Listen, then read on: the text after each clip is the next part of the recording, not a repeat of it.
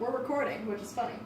Hello everybody! Welcome again to Drawings and Deadlines. We do this, we're gonna try to do this every week. Last week's recording, corrupted, I guess. We're gonna blame Monica. Anyway, more on that later. The party, long story short, ran around a lot, kidnapped Victor, and now they have him, and now they've gone to Kresk. And the mayor of Kresk, he's not a mayor, he's a burgomaster, I think. Yeah, he's a burgomaster. He's sad, but no one knows why, and he asked them to go to the winery because he does not have wine and he is sad. So, that's where we last left off. I am so good at this. I am so good at summarizing. With that, they can't see me, so it don't matter. With that, let's go ahead and get started. So, let's play some fun ambient music instead of, I don't know. This is very dramatic. This is not necessarily dramatic. Yeah, we're in a town. We're in a town. Let's play some town music. Town music. Well, that's really dramatic for a town. I thought this was quaint and nice. This is a small, nice town. Ooh, they added more music since I last looked at this page. Which was yesterday. You guys go ahead and talk amongst yourselves while the music on. Oh. Are we in the carriage now? Ah! That was intense. Very informative. I think we were okay, we'll go get your wine, and then snuck back into the carriage. Yeah. We can't keep this facade up for long. I brush you off clinging onto my arm. I was just trying to look domestic. Okay. I thought it would make us like us more. That is valid. I want to appear normal in this instance. I can freak him out later. Yes, never tell the truth when there is an option to lie. Very good. I never said that. But yeah, wine. I packed some glasses. It's gonna be good. Have a nice relaxing read. Where are you saying this? Because I'm picturing Dimitri still standing here. No, we got back. Okay, I was imagining Dimitri just so what? Okay, so are we gonna go help this person in his wine, or are we gonna go to the Abbey and just say we don't care? Because they didn't seem very friendly. I don't know how far we'll get. You notice there are people staring at your horses. Oh! We should go. Let's go! Leave! Move on! Move! Turn around! Get out! Leaf just kind of looks at you guys. He goes, I don't see why we can't stop at the Abbey first. It would be faster. Is it on the way? They are, no.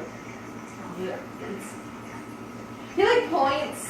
This is me struggling to remember what Leaf sounds like.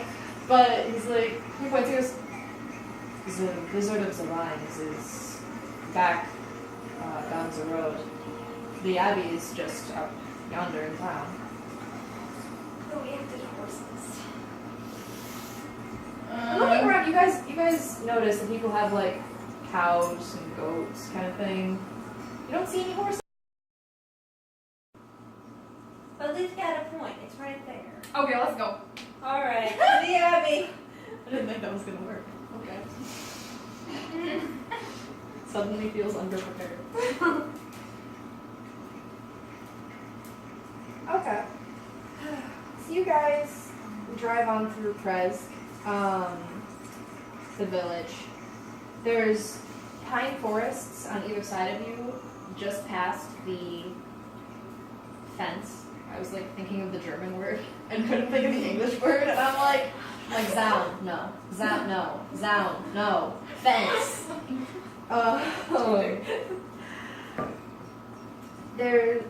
It's weird because it's there are little small 200 by 200 little homesteads, but there are no inns, there are no taverns. This is a very secluded seeming community.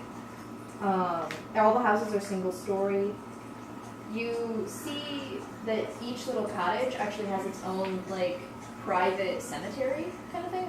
It's a little plot. Like, either in the front to the side, usually.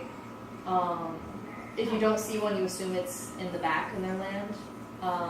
You don't see any, like, pens for the animals that are out and about either, which is a little odd.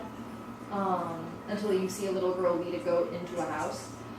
And then you assume that it's probably in the house. What is happening on the soundtrack? Why is there a sword fight? It's just some school children. Some school Don't children be murdering each concerned. other. It's normal. Totally normal in this town. Welcome to Chris. Welcome to the road, yeah. No. No.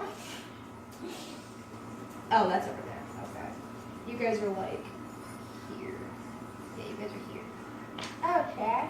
I don't need to read that. So, do you guys stop to talk to anyone, or do you just go straight up onto the road?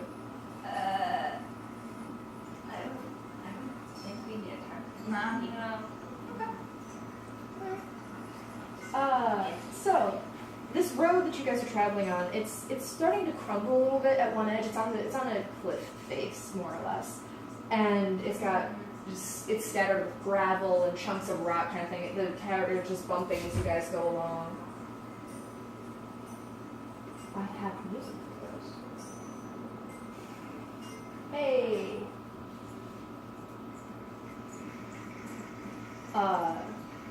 It's a lot bumpier than this. This sounds like it's on a nice smooth road. The carriage is jostling around as you guys are going.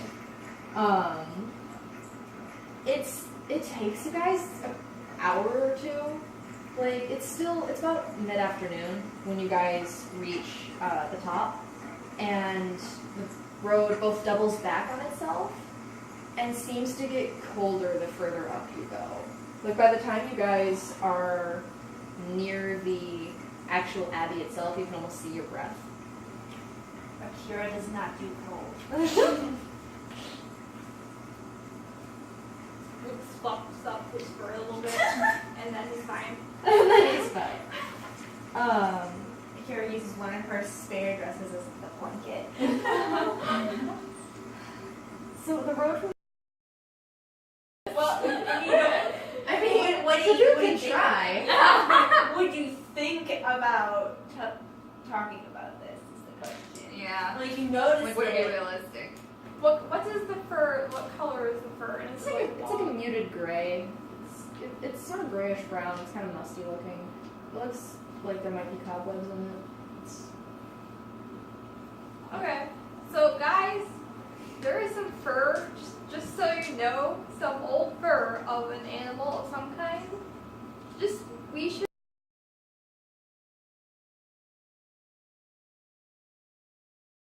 Hello everybody and welcome to another episode of Dorm Rooms and Deadlines. We are back. Hopefully our recording will work this time. We've been having some trouble with it lately, but we're going to try. We're going to keep trying. I'm going to try to start getting these out to you guys again because I'm sure that you've all been wanting to hear our shenanigans. We last left off I don't remember where we left off. I remember you guys were about to see the Abbot and I'm really excited. So Creatures. That's right. Yeah. The two. They met two strange creatures that appeared to be half animal and half very short human kind of thing. They're not really sure what they are. These creatures met them at the gate, and they agreed to introduce them to the mysterious figure known as the Abbot. And that is where we left off. So you guys are currently standing in the gateway of the Abbey. To your right, you can see rows of graves off to the side a little bit. Adjacent to the building, there's some bushes, and there's a footpath directly ahead of you that leads up to the Abbey building itself before curving off out of sight to the left. Let's go. Let's do it. All right. The little creatures scurry alongside you as you head up to the Abbey. As you approach the gates, you see there are two more guards, your height, standing with spears against the iron-bolted doors of the Abbey itself. It seems to be a very fortified Abbey for the amount of shambles that the gate seemed to be in, these doors seem like they would protect this building. Everybody go ahead and make a perception check.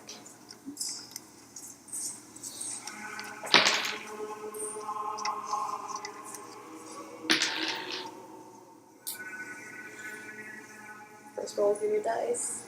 I know. 12. Okay. Not bad, not bad. 10. Okay. 12. 12. Wow. Not bad. Pretty even all around. Alright, so as you guys approach, you're off-put by the sight of more by more soldiers who appear to be your height. But after you take a minute and your eyes sort of adjust to the dimmer light inside of this enclosed area, you realize there's actually scarecrows that have been bolted to the wall, wearing rusted chainmail that appear to be, quote, guarding this establishment. Above the doors, there's a plaque that reads the Abbey of St. Markovia, and beneath that, it says, "May her light cure all illness."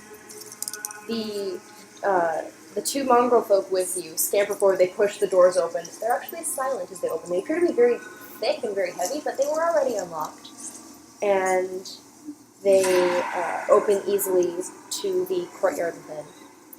There's swirls of ground-hugging mist that twist and writhe a bit as the gates open, and the two mongrel folk escort you inside.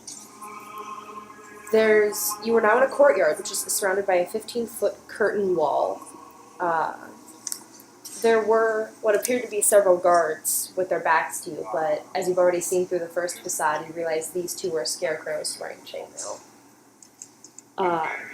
There are wooden doors to the north and east that lead to the Abbey's two wings. And in the center of the courtyard is a stone well fitted with an iron wench. And along the perimeter, underneath the overhanging wall, are several stone sheds with padlocked wooden doors. There are two wooden posts pounded into the rocky earth that have rings bolted into them. These are to your front and left. And to one of these wooden posts, there is chained a short, humanoid-type creature with bat wings and spider mandibles. And it was quiet up until this point, up until you came in here. And now there's these animalistic sort of shrieks coming from the sheds over to your right. Left, right, uh-oh. Yeah, so it's coming from behind her and to your right. And the two... Do you wish to do anything, or do you wish to continue following the two mongrel folk?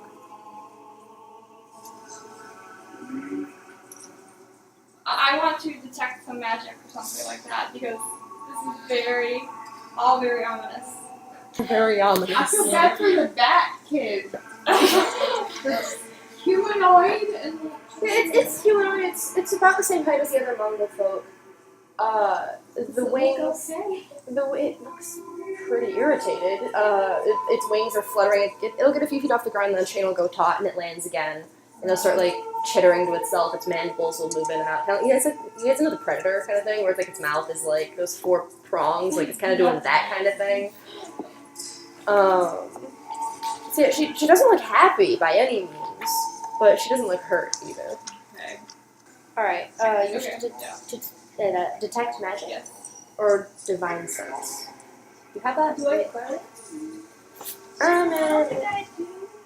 Is that a paladin thing? I hate paladins. You're not a paladin, but I hate paladins. I can't. I can't with paladins. I can't. Interesting. Okay. So go ahead and mark off your spell slot for that. Okay. Actually.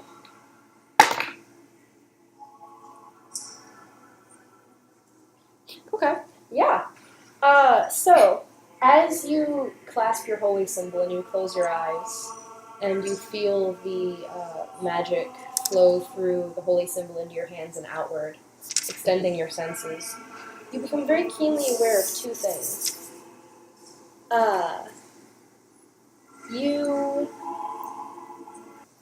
You feel the presence of a very powerful celestial through the doors to your right.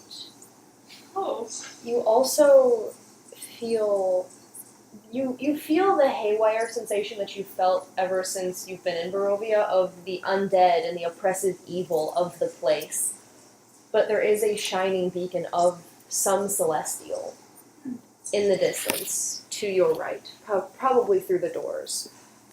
But other than that, there's just, you sense evil off of the creatures around you. You sense evil off of the creature chained to the post. You sense you're getting a lot of strange mixed signals about alignment here, but you are most definitely in the presence, or going to soon be in the presence of a celestial creature. Okay. Do you tell any of this stuff? Yes. Okay. Just so you know, Melanthios, do not unchain this person over here. Okay. They're giving off a very bad aura, so just avoid. And just so you know, FYI, through that door, there might be a celestial. Celestial? That's important. What? That's good. Oh, by the way, Nicole, how long has it been since we entered this town? Why, I asked if you had a long rest. No, because my sky self only lasts an hour. You can recast it, though. Yeah. I might need it. Let me see. You guys... Oh, since you guys got into the Abbey. No, When like did you I last put cast the it? sky self on me when we entered the town. Oh, it's long gone. Okay. You're just I'm just myself. You're just a cute pink tiefling with horns. Okay, good enough. And did we have any rest period, or are we staying all that? What are my hit points? You could have taken a short rest while you were in the carriage to regain some hit dice. Yeah. If you wanted to do that, you can go ahead and do that now. Yeah, I'm gonna do that. Did we take a short rest? Yeah, you can take a short rest. How many can I add to that? Let's see. Your level. What level are you guys? Level 5. Then you guys should have 5 hit dice. Rogues, your hit dice is a D8. So go ahead and roll however up to 5 D8 and add your Constitution modifier to each one of those rolls. Clerics have. Cleric's hit die is a D8 as well. Or you don't have, if you don't want to roll, you can just take 5. Okay. Does it have 8? Then it's a D8. That's the great thing about dice. It's a finite number of sides. There it is. Okay, how does this work? Sorry. So you can roll up to 5 of them. Okay. Or you can take the average, and then you add your Constitution modifier. So, for example, if you roll a 3 and your Constitution modifier is 2, then you regain 5 hit points. Okay, but you have how many chances? You have 5. You have 5 chances. Yes. Take And the best or and the average? you add them all together. Oh. So, you roll 1, and let's say you roll 5, and then you roll it again and you roll 3, and then you have 8 total. It's cumulative. Okay, so it's only 5. You don't have to. Just roll up until you're healed or up until you want to stop. I don't think that I lost any hit points. Okay, then you But, shouldn't need to. I would like to take a short rest to regain some spell slots. You are not a warlock. You need a long rest to regain spell slots, if I'm not mistaken. Yeah, the only, for future reference, the only class that regains spell slots on a short rest is the warlock. Do you choose to keep the spell going as you go to meet the celestial? Or do you dismiss it? It's a concentration spell. You can keep it for up to 10 minutes. Yes, I keep it. So, after you guys are done doing math, Okay. know when you're ready. Ready. And at this point, Burn that sticky! Let's do it. That might be dangerous. Let's do it. Let's do it. just kill the celestial, just immediately. This doesn't belong here, kills it. No, kill the celestial. We're gonna take down the door, right? That's what you mean. Well, Door! Sticky! Oh, don't trust the door. Never trust the door. Burn the door! Burn the door! Okay, maybe cool it a little bit. It's a celestial. we don't know, like, what if the Celestial is not, like, a threat? Like, what if we could somehow befriend it? I would assume we would befriend it. Yeah, so we shouldn't attack it immediately. No, I don't mean attack. I think we should go through doors and make friends. Yeah. As you're saying this, the two mongrel folk have already scampered off through the door. Dang it! We run. Like you say, we run like it's like with a link where it's like you just like grab Akira's arm and she grabs Luke's and Luke grabs Cuckoo and you all just run. And then Cuckoo like pecks Victor's cloak and just like drags him because Victor is with you guys. Don't drag me! Victor Is Leaf with us? Leaf chose to stay in the carriage. Is Victor's cat with us? Victor's cat is absolutely with you. Okay. It's right there. Yeah. Victor's cat is like on his shoulder right now. Wait, is Victor with us? Victor is with you, yes. Okay. He looks kind of like he wants to go and inspect the spider bat thing. Like he looks kind of tempted to go and do a science, but he's gonna restrain himself because Thank you guys have already taken off. So he's just like, and he follows. I love our anxiety. All right. I'm so excited. You guys. Oh, what is behind this door? Okay. Okay. Are we at the doors? Yes. And as you enter, oh, I need music for this. Hang on.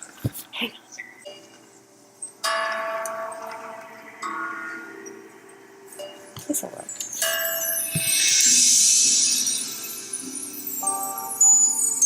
As you enter, you hear the gentle-sounding music of a stringed instrument drifting down the stairs from above you.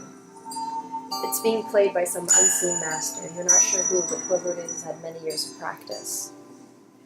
Before you is a very large, beautiful room with arched, stained glass windows. There are slight motes of dust in bright colors: yellow, green, blue, slowly drifting from the light in the windows. It seemed dull outside, but now that you've actually entered into this building, this ancient holy space, there appears to just be an ever-present sort of glow from the sky that illuminates the area within. Cuckoo There's... snaps his beak a little bit at the dust from smoking. You catch one, and it doesn't taste like anything, and you're disappointed. And I put it like in my feathers and it's shiny and it makes me happy. Cuckoo is a good bird. Far ahead of you, there's a cauldron sitting on an iron rack above a crackling fire in a hearth. And above the fireplace mantle, glimmering in the firelight, is a golden disc that is engraved with the symbol of the sun. In one corner, there's a wooden staircase climbing to the upper level where the music is, where the violin music originates. And in another corner, a stone staircase descends into darkness. There are several chairs surrounding a wooden table in the center of the room that stretches nearly the length of the room. There's wooden dishware and gold candelabras arranged neatly on the table. And standing at the far side, near the cauldron, is a young woman with alabaster skin, dressed in a torn and soiled red gown. Her auburn hair is neatly bundled up so as not to touch her soft shoulders. She seems lost in her own thoughts. However, standing beside her is a handsome young man in a brown monk's robe. He appears to be instructing her. He's like gently grasping the edge of her hand, kind of like he's going to teach her how to sit properly, and Nora's just done so. He appears to be instructing her in some way. There's a painted wooden holy symbol that depicts the sun hanging from a chain around his neck, and he moves with the grace of a saint, and he himself appears almost to be one with one of the arched stained glass windows, or an illuminative manuscript. You take it to mean that you are now in the presence of the Abbot of St. Marcos. Luke's, as you approach, you sense that this being, this man, is the celestial figure which you had sensed previously. But the pervading sense of evil in Barovia has still not left this room. As you enter, he turns. The two mongrel folk had preceded you, of course. They run up to him, they tug on his robe. And I'm going to get costumed. I'm going to become the Abbot. One moment.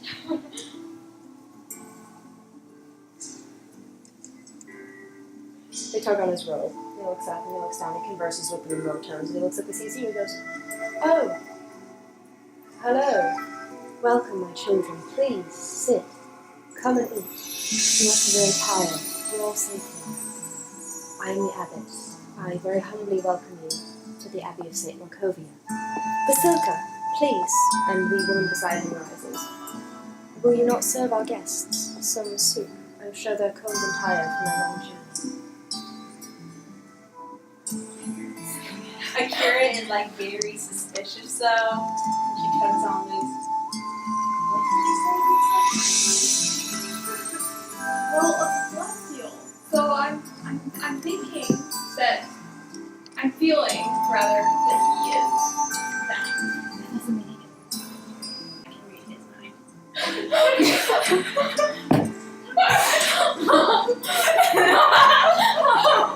Okay. Abbot is shook. The Abbot is worried. One of Victor's cats, like, he has two with him all the time. You only ever see one, but he has two constantly. Just, like, hops out from under his cloak and, like, jumps onto the table because it's a cat, and cats are jerks, and pushes one of the wooden mugs off the table. Oh no! I run over and grab the mug and put it back. I'm so sorry. Yeah. The Abbot sort of gets this grin on his face and goes, "What a curious creature." Yes, it is sad. Yes, don't mind. Okay. Keep it under control, Victor. No responsibility. Victor just looks at you like you're not my real dad. But he picks up his cat and he starts petting it. And it makes this it makes this scratching sound because his fingernails are scratching just like its ribcage kind of thing. So it's like this awkward like scratching noise as he pets this cat. The cat seems to like it, but it makes this really weird sound. Speaking of sounds. So speaking of sounds, there's the bird clock. Can we please make merch of a clock that's just screaming? Like, just, oh, yelling every call, what hour it is. Yeah. Like 12 o'clock. Cuckoo.com. Keep your eyes peeled, guys. Cuckoo.com. Links into the interwebs near you. Yes, we would really appreciate it. That sounds lovely. And what is this? You're not a werewolf. Welcome to Barovia! Well, thank you. I've been here for quite some time. But I appreciate your warm hospitality. That's true. They don't quite know what it is. So, the people here only know me as the Abbot. No other name. I'll go forward.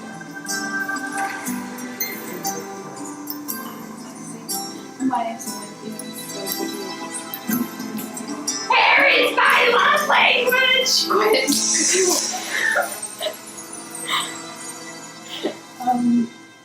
We have come here on a quest to help some friends of ours. We were wondering what your thoughts were on the Strahd dynasty. The Strahd dynasty! We're wondering what your thoughts are on the Strahd dynasty. Oh my god! Button! Not here! Strahd is a jerk, and we were heard that there's something here that can help us to meet him. Yeah, yes, and he immediately brightens. You can tell he'd been sort of putting on a face of hospitality. He'd been drumming his fingertips on the table while you guys were talking. His face was pleasant, but he was tense, but he immediately brightens and goes, yes, Vasilka, of course. You know, I was actually on my way out. I was going to go and speak to some friends to get a favor. But if you're here, and if you want to help me, then I can ask you instead. We would love to. With what? Basilica, darling, come here. Let them get a look at you. And he gestures for her to come over, and he sort of like holds her at arm's length, like he's holding her hand. Almost like they're about to start a waltz. He just sort of like displays her for a bit. She is extremely pale. And those of you who, how many of you are standing next to the abbot and or are close to Basilica? She does want to get close to the fire. Okay.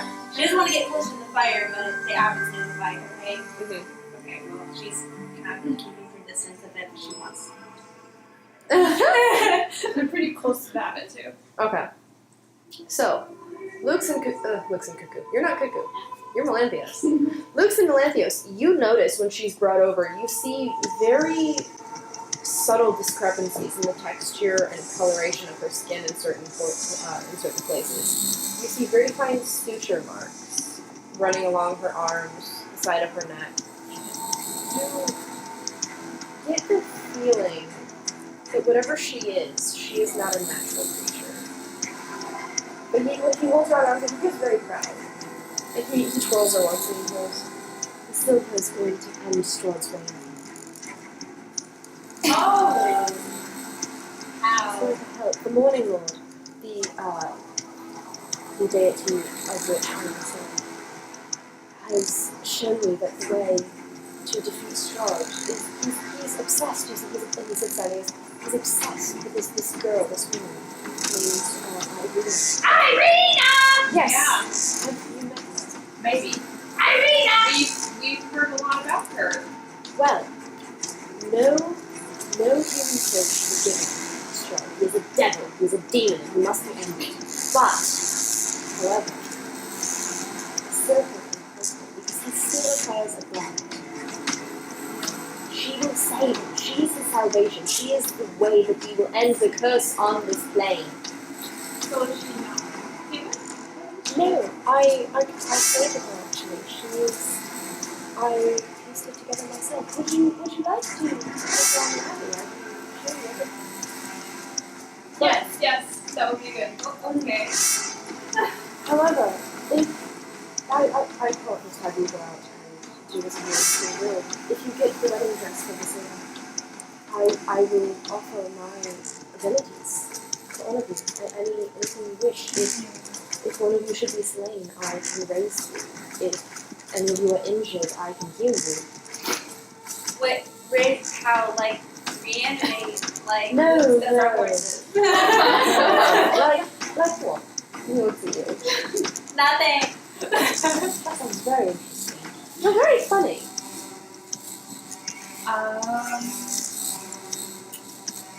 Like reanimate as in like go back to normal? Yes, we was. Back. Entirely. That The sounds Morning Lord. pretty. Like life after death? No. There are certain magics that can restore the soul to the body once the soul has passed on. Mm-hmm. If you wish to be brought back, then bring your friend to me and I will give you the rest. Or hear me out. No, Basilica is not nearly done with her training. She still must be taught to dance. She must be a proper wife for Strahd. He's still a lord. Well, I need the wedding dress within a month. She'll be ready by then. Oh, okay.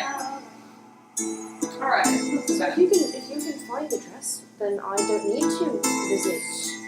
So we give Basilica, we give dress. Yes. We give Basilica to Strahd. Strahd eats her or whatever, I don't know. Whatever he does. The abbot looks offended. Like, Oh, very sure offended. I don't know. The abbot still looks offended. So, we helped you give this girl to Strahd, and Strahd will leave everyone else alone. Yes, exactly. Why would he believe that this is actually her? He sort of looks at you with your stupid for a minute.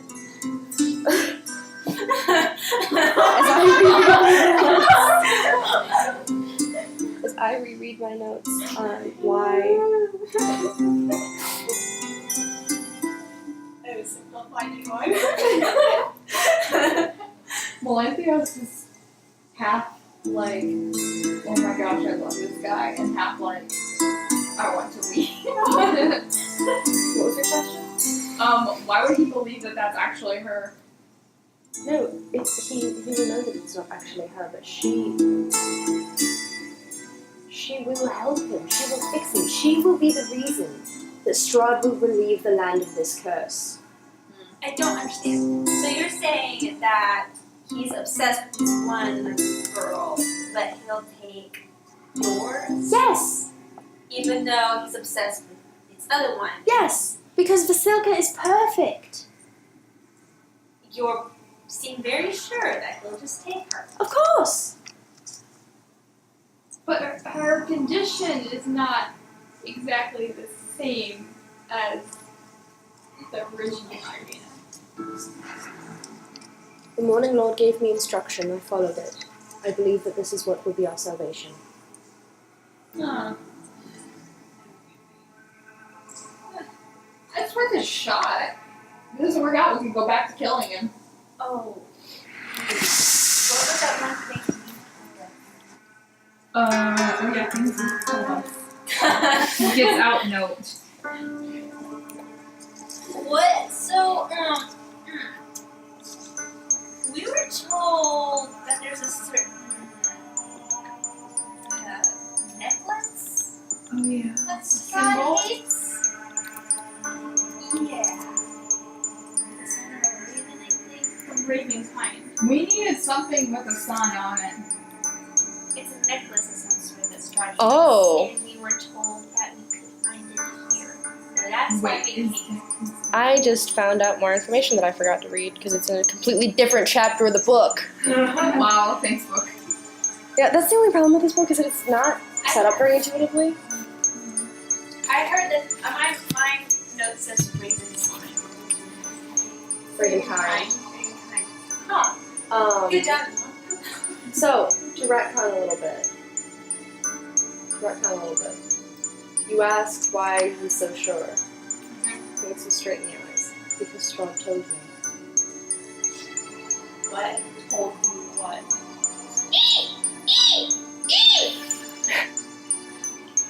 Cuckoo's Strahd noises are forever my favorite. Akira's like kind of stiff. You know Strahd? Are you like friends with him or something? No, absolutely not. Then why But I would he tell pity you him. anything? I pity him. He is a devil, but I pity him. Okay. Because he told me everything. He told me all about his struggle here. He can never end Barovia. He can never leave Barovia himself. I want to put him to rest.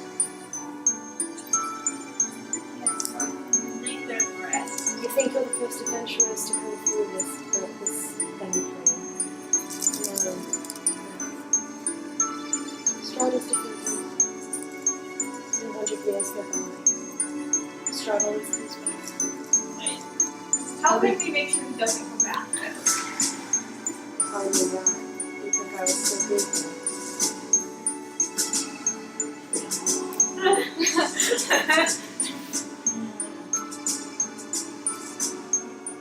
So, Strahd told you what? Exactly. Strahd is kept here because of the sins he committed for his love. But if I am able to give him his heart's desire, if I am able to give him the woman he loves, then he will be freed. Barovia will have sunshine again. And everything will be good and whole and pure once more. I can do this by the Morning Lord. By his power, I will be able to do this. And with your help, with the wedding dress you can give me. But this isn't her.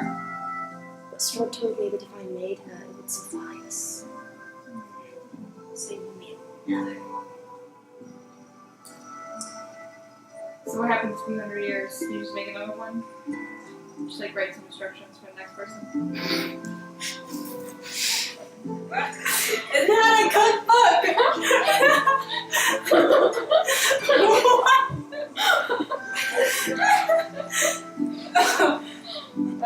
Completely deadpan. Completely deadpan. The whole time. I mean, In a few hundred years, he won't come back.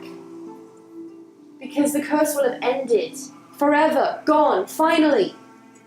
So you're saying we give him the scroll and he stops being immortal? Because he gets what he Exactly. And he lives out a normal life. Exactly. Dies like a normal person. Yes. Basilka! Irina! As Cuckoo just sort of like gestures and then shrugs. And Victor's just sitting here, like stroking his cat. And one of the Mongol folk tries to eat the other cat, and he goes, "Psst, hey, Mongol folk slowly puts the cat down. Okay. well, I think this sounds like a plan. Well, I have one more question. The main reason we came here in the first place is because we were told by a certain presence that Strahd has a certain necklace that can be found here. Know what he's talking about? I have to figure out if he knows about this. And it doesn't say either way.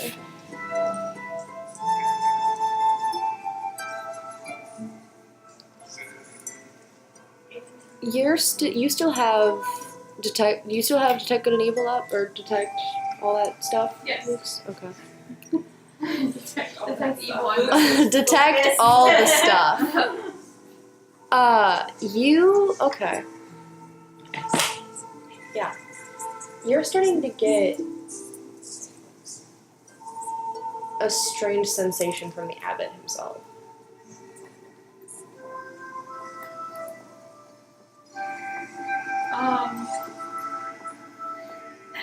Little group chat here. No, he hasn't answered my question yet. Oh, right. You asked to look Oh yeah. I meant to look that up. I don't know if he knows about that, honestly. Like, I don't know if he knows. Should I roll for it? Should I roll and see if he knows? Yeah. Odd or even?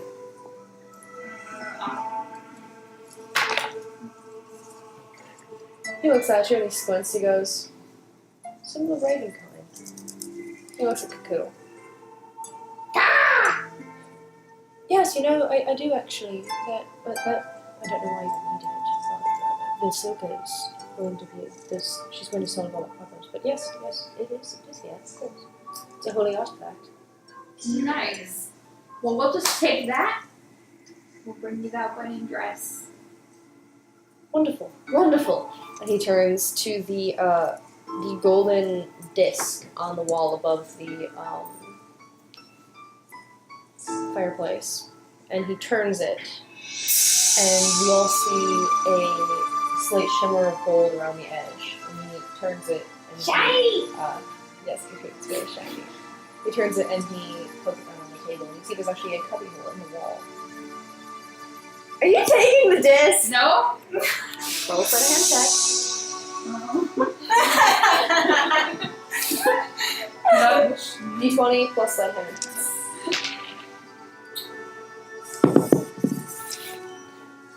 Well, This guy's a celestial. We should steal from him. seriously.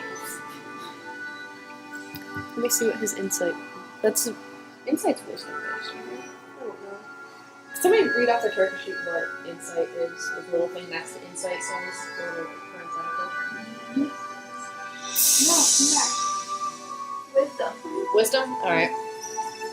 I'm gonna roll the gold one because he's shiny.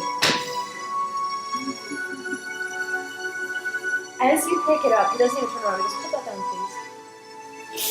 Dang it. Seriously. Pretty.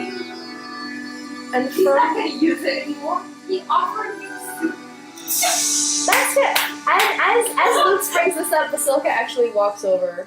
She kind of lurches a little bit, like she's not completely. It's a little bit robotic as she walks, but she does go over the bowl of soup opposite to you. It's a rabbit and parsnip soup. It looks good. I take it. She like reaches, she like pets your nose. And she just How can you get her distraught? she's got kind of like this vapid look going on, like just completely, just nose, goes back, gets another bowl, holds I it, grab. gives it to Cuckoo. She just looks at you. She'll feel the shiny stuff you have, and she just appears like enraptured for a minute by this shiny bird. I go like slightly bored because I'm very pleased that she thinks I'm pretty. She like pat, like just like pat on the shoulder kind of thing because fluff. And she goes back and pulls out another bowl. And Akira, now that you are close enough, you see as well the suture marks, the apparent. You also notice when you get up close to her, certain fingers, certain pieces of her arm, whatever, are slightly larger or smaller than other pieces. You can tell that she is in fact constructed from something, or pieces of things. I take the bowls. It's Abbot and Parsley. It's pretty good. She doesn't respond. She nods up and down a little bit and then goes back and gets another bowl of soup opposite I take the soup. Hey, Basilica. She looks at you.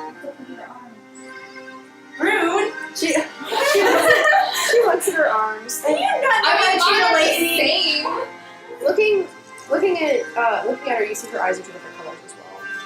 She looks at her hand. She flexes her fingers a little bit. She looks at her hands. And she looks at you. Oh, interesting. She waves back, goes back over towards the soup pot and sits down. And that him begins. Nice. While this is happening, the abbot turns around after retrieving things from this little hole in the wall. Yeah, how long was he? It's like you get the feeling that he just like casually waited with his hands like in the hole in the wall, just like waited for you guys to like finish. And then he turns around and he hands around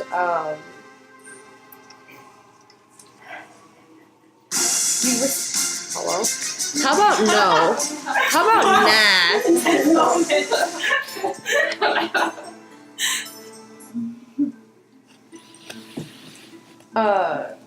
You are given a potion of superior healing in a crystal and electrum flask. So this flask is metal that has, it's silver, it's sort of swirling, and it has it has crystal patches throughout it, both as decoration and so you can see the liquid inside. And you see it's a red liquid with gold thread-like substances in it, so you know that this is a healing potion. And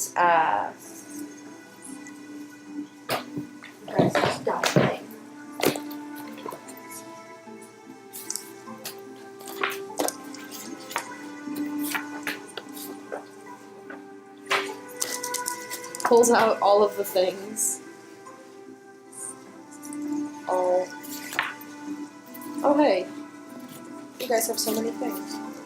I don't have a card for the symbol of Ravenkind? That's so I'm offended by this. Let me write that down for you guys real quick. Symbol of Ravenkind, symbol of Ravenkind. Something about that. Oh, mercy. No, it's all right.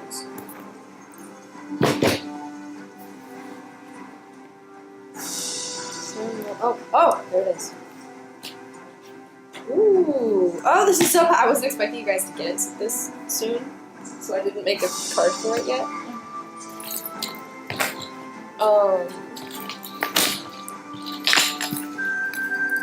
This is, I'm so proud of you guys. Are you guys going to explore the Abbey at all, or are you just going to take your stuff and leave? Like, are you going to accept his offer on going on the tour, or? Yes. Yeah, I want to see what sketchy stuff is. I'm so comfortable. I with this want to suggestion. look at all the shiny things. Why are we gonna go get his wedding dress when like we have a perfectly good white dress? Covered in bloodstains. He looks at you, and you're wearing the dress, right? Yeah. He looks at you, and he looks at the dress, and he goes, "It's not formal enough. It must be perfect. I spent ages perfecting her. It must be made specifically for her." What is? What work is it? We're gonna have to put in for this dress. Can anyone sew? Also, why can't we just give the girl a straw and Oh. Strawn buys the dress? Like,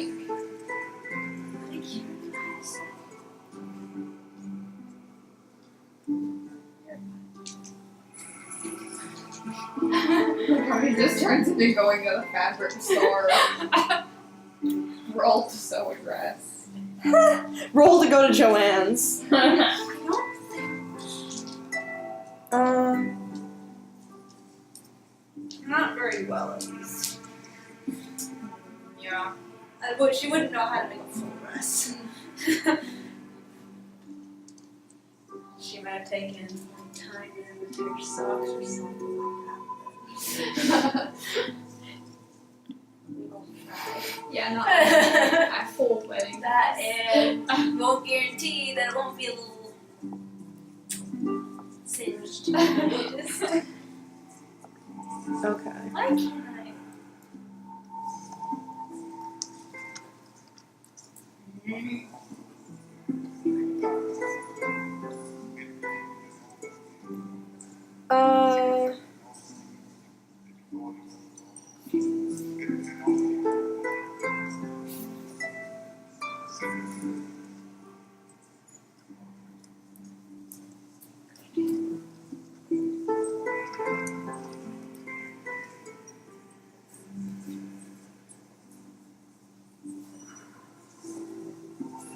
This is so much information, I'm sorry.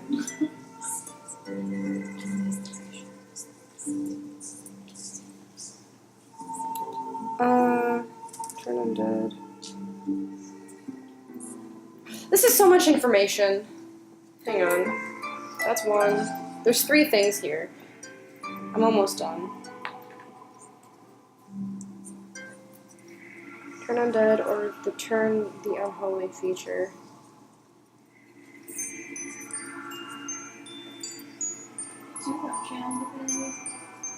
Yeah, your clerics do have that. You can...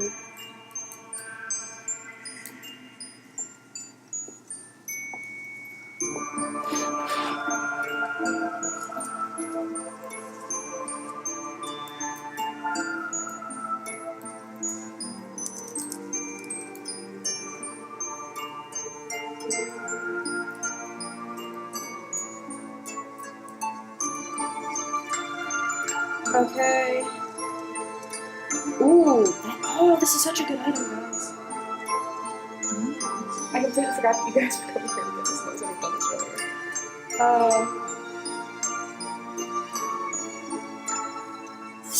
If you pull an operating time thingy. Yeah, that's what I'm writing down to give to you guys.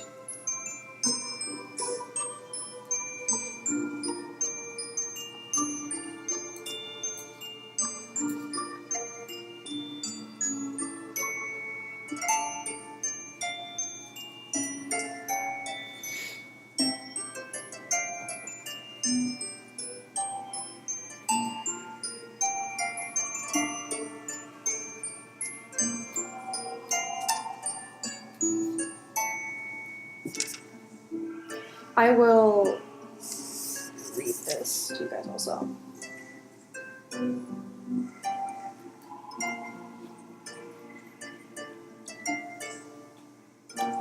Action. Action.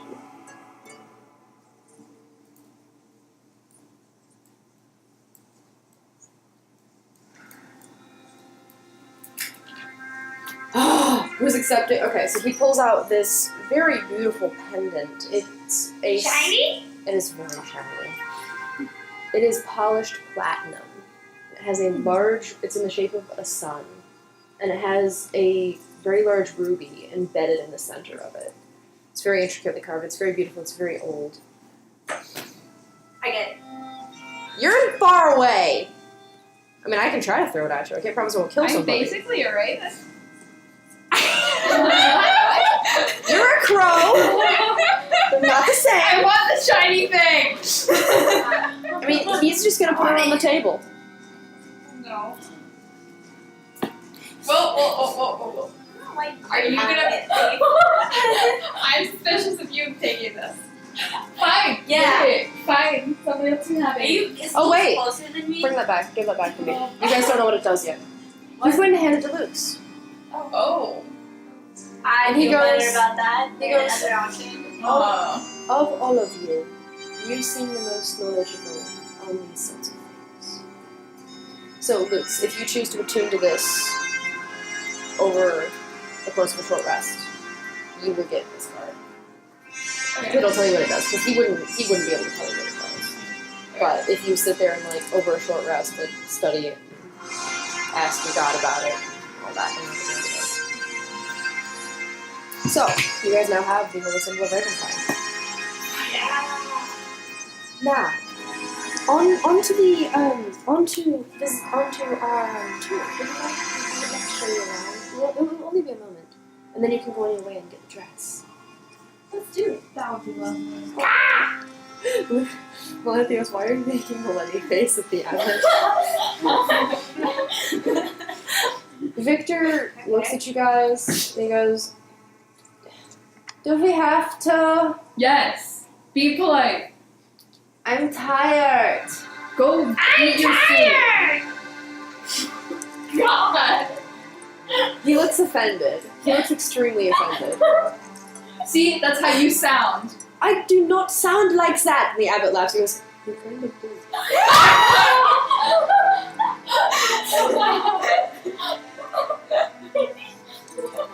Throws shade itself. Wonderful. Well, let's go then. And he's going to lead you guys. Is that a staircase? Is that a staircase or is that dirt? I can't tell. Listen, look at this map. It's so small. It's so small and so confusing, and it's like the numbers don't line up. Like S12 opens into S13 on one side, but S12 also opens into S15.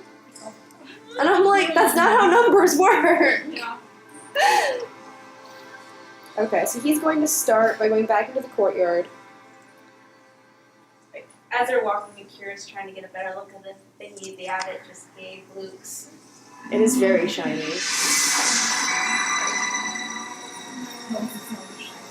That was the sound of shininess. Let me actually. Ooh, what's this one? This'll work.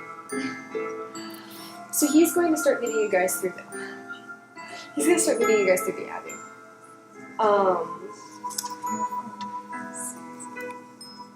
I hear a phone too. Someone's phone is ringing. The phone. Wants me. The phone is ringing. Alright, you do that. I'm going to reread everything that you need to know. I don't really want to tell you. It's not all I know. Who is this? Okay.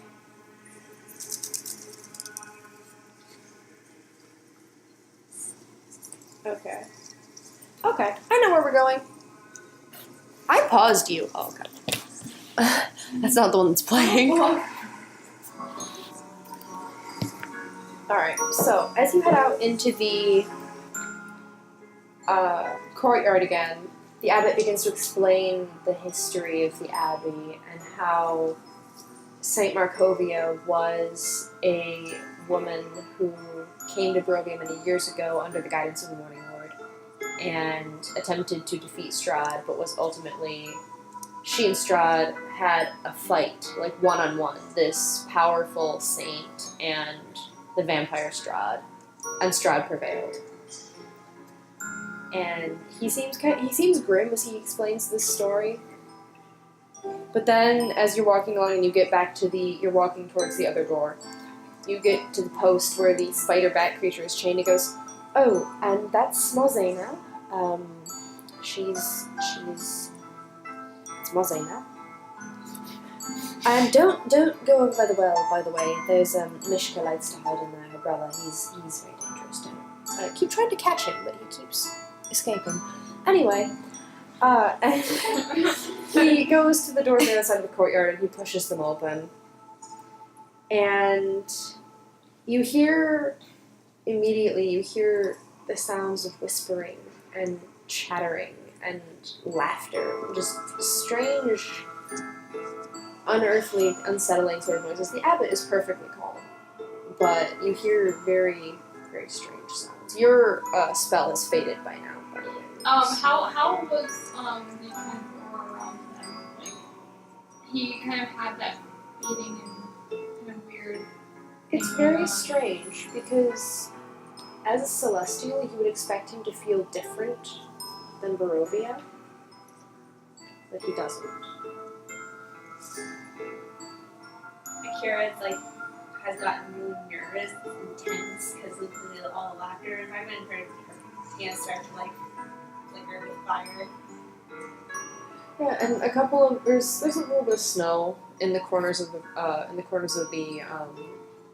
courtyard, and it starts to fizzle a little bit and melt. It becomes a couple little puddles just nearby Akira's feet. And the abbot opens the doors, and you can see the remains of a desk and a chair. You assume this might have been an office at one point. You can hear the laughter beyond, but this room that you're currently in is an office. But the desk and chair have been smashed. There's pieces all over the floor.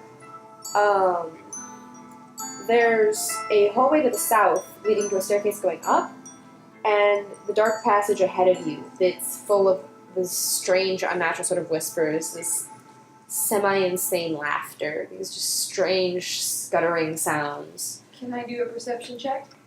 You can.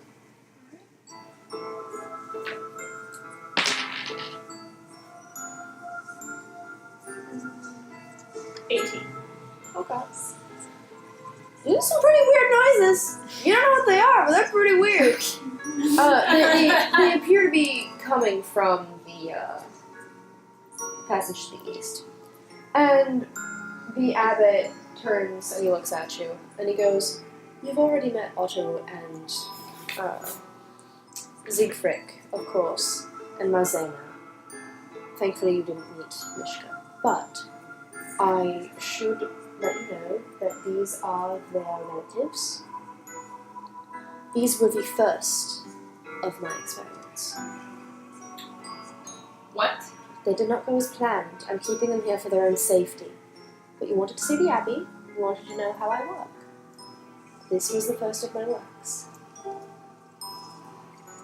And he sort of looks at each of you, and you hear a shuffling sound coming from the other from the stairway. And you look over, and even though this is a very dimly lit room, you see this hulking figure, probably 7 feet tall at least, sort of shambling towards you very slowly. When you manage to get a real good glimpse at it as he comes closer, there appears to be a light almost radiating off the abbot slightly that illuminates this creature a bit better. You see that it is, in fact, another assemblage of human body parts that have been stitched together to form a much larger humanoid. Can I ask you where you got the materials for these creatures? Oh, the Mongol folk, of course. They bring them to me. The what?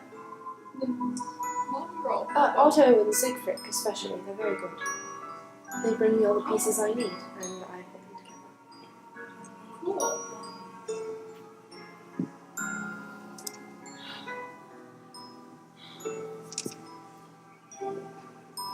Yeah, he tells them. But they get them from the graves, of course. It could be worse. It could be worse. That's what I was hoping for. She's quite right. I'm not a monster. I'm not going to go around killing people for body parts. That's ridiculous. Yeah. See? If some of these creatures are dangerous, what makes you think Basilica, who is supposed to be Irina, Irinaception. how is she going to actually succeed? How do you know she isn't dangerous? Because I've trained her. I've made her specifically for this purpose. This was my first attempt, and he points to the golem, the flesh golem in front of you, and he appears. His demeanor immediately changes from talking about Morgothok. He was kind of, his shoulders had slumped a little bit. He looked a little uncomfortable, but when he goes to show you the flesh golem, he's immediately proud again. This was the first of my works. He's not perfect, of course, as you can see. He's He's a bit rough around the edges, but it was a success. He is functional, and he guards the mongrel folk to make sure they don't get out and wreak havoc across Barovia. Great. Okay. So Great. Akira takes a step forward. So he guards for you? Yes, he's one of my guards, of course. The other guard is, well, you already met Otto and Siegfried, of course.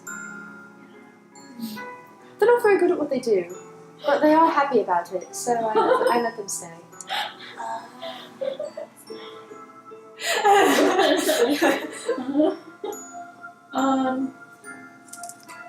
Interesting.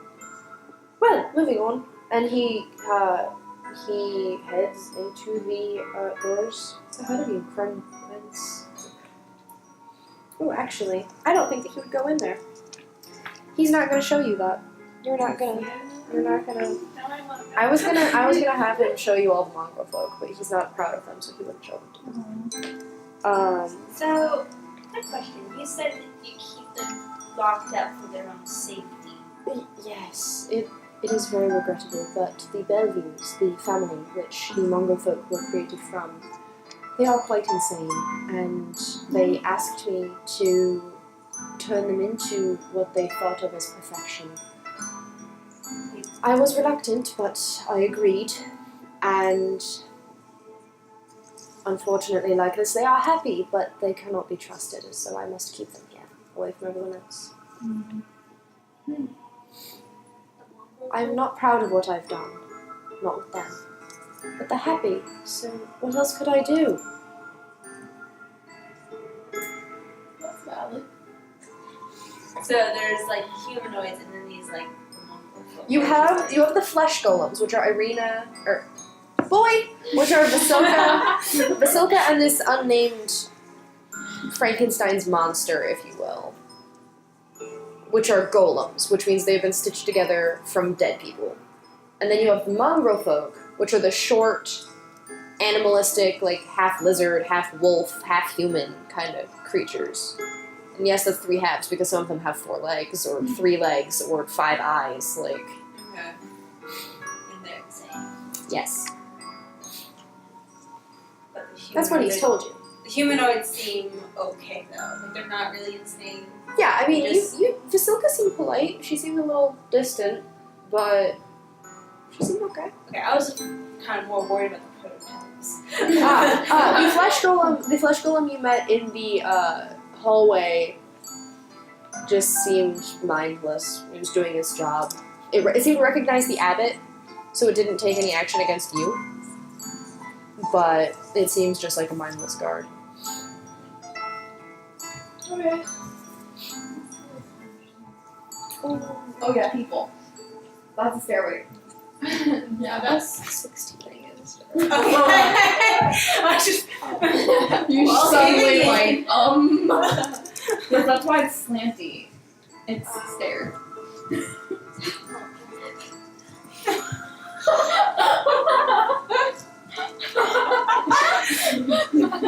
Do not be concerned.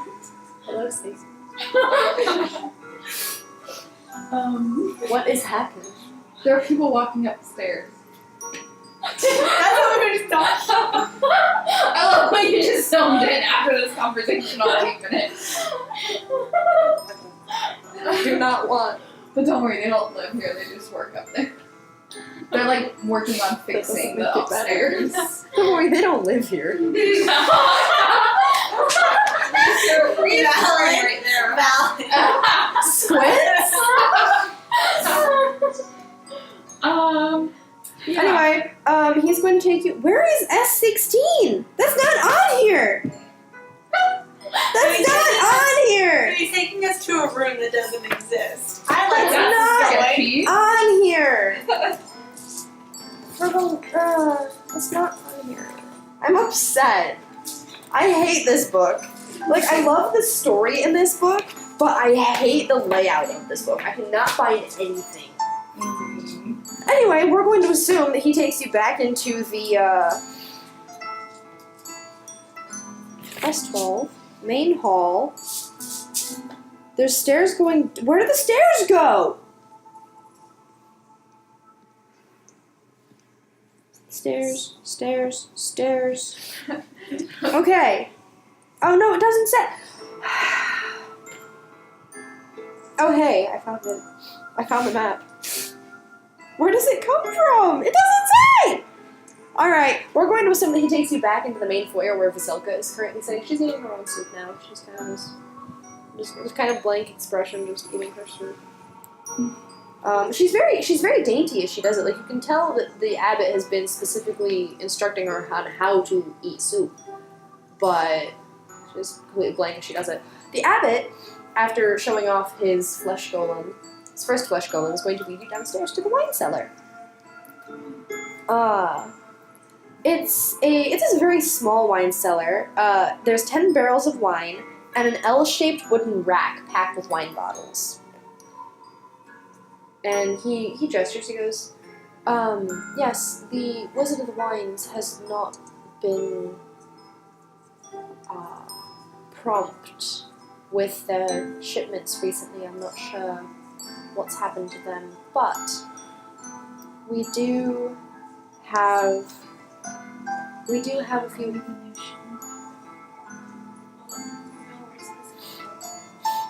If you remember, Dimitri asked you to go and check out the Wizard of the Wines. Be like, hey, where's our wine?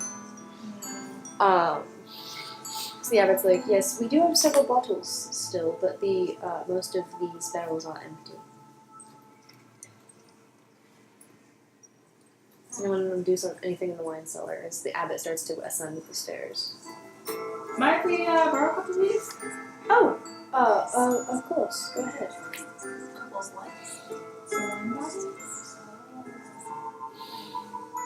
Make Yes. a perception check. Actually, yeah, make a perception check. Everyone? No, specifically Melanthios, because Melanthios is the one stealing wine. I'm not stealing it. 17.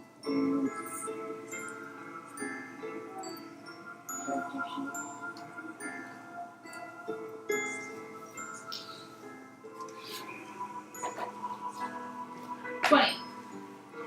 As you're picking through these bottles of wine, you see that there are there are two kinds of wine here. There's purple grape mash, number 3, and there is another wine that appears to be of better quality called Red Dragon Crush. However, as you're sort of flitting around all these different bottles trying to find the ones that have the best year, you assume you haven't been in Barovia long enough to determine how years work really, but you're trying to pick out the ones you think have the best flavor. You come upon a bottle near a bottom shelf that does not have a stopper, and the label reads Champagne de l'Estampe. And there's a rolled up scroll inside. I read it. This is a spell scroll of Hero's Feast. Allows the user to cast Hero's Feast without material components. I can make food? This is a very, very specific spell, so I want to make sure that you guys know what it does, because none of you are high enough level to have this. Okay. Oh. F, G, A, H, A, Hero's Feast. You bring forth a great feast, including magnificent food and drink. The feast takes 1 hour to consume and disappears at the end of that time, and the beneficial effects don't set in until this hour is over. Up to 12 other creatures can partake in the feast. A creature that partakes in this feast gains several benefits. The creature is cured of all diseases and poison, becomes immune to poison and being frightened, and makes all wisdom saving throws with advantage. Its hit point maximum also increases by 2d10, and it gains the same number of hit points. These benefits last for 24 hours.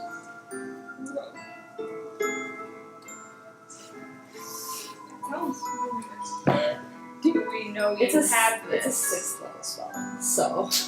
I think I'll be just seeing Melanthios. You see Melanthios collecting wine? Melanthios. Yes.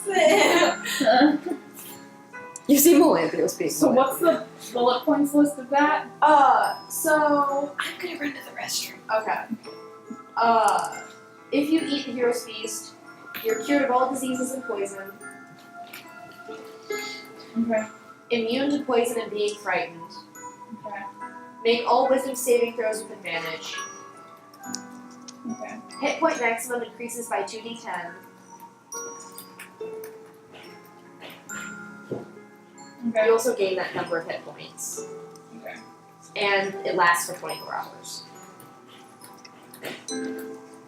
Okay. Nice. Well, so this is just like a little scroll with a spell on it. Inside of a wine bottle, yes. A very expensive looking wine bottle. Yeah, take that one and a couple others too. Alright. You do you take the purple grape mash or the red dragon crush? The both. Okay, how many? One of the purple one Okay. and 2 of the red ones. Okay. Yeah, so you have one cheap Barovian wine and 2 nicer Barovian wines. Mhm. You can add those to your inventory. So he comes back up to the main floor. Oh, we should wait for it. Yeah, and it just occurred to Akira that wine has alcohol and alcohol burns. Oh no! So she's thinking, wait a second, that might be fun. Do not set his cellar on fire, I'm not Akira. gonna set it on fire. She's like, can I have some? He looks at you. Please? Oh, alright. Of course. I'm sorry. I'm not gonna You're do so that. hospitable. Thank you. Yes, my pleasure. So Of course. thank you very much. Of course. So I take Okay. At Are you random. taking? Okay. just 3 bottles at random. Odd is expensive, even is cheap. So you have 1 expensive, 2. You have same as Melanthios. You have 2 bottles of red dragon crush and 1 bottle of purple grape mash. This die is rolling a lot. I've been just rolling a lot of odds in general. That's really weird. Is it odd? I hate you! So, Melanthios dies. Just straight up, he's just dead. Falls down. He just disintegrates. Like, the abbot can't even revive him. He's just gone. Not even the Abbot. He's just gone. I'm so offended. What Ooh. was the singular one that she had? Purple grape mash, number 3. Ooh, I have to figure out where I want to put this.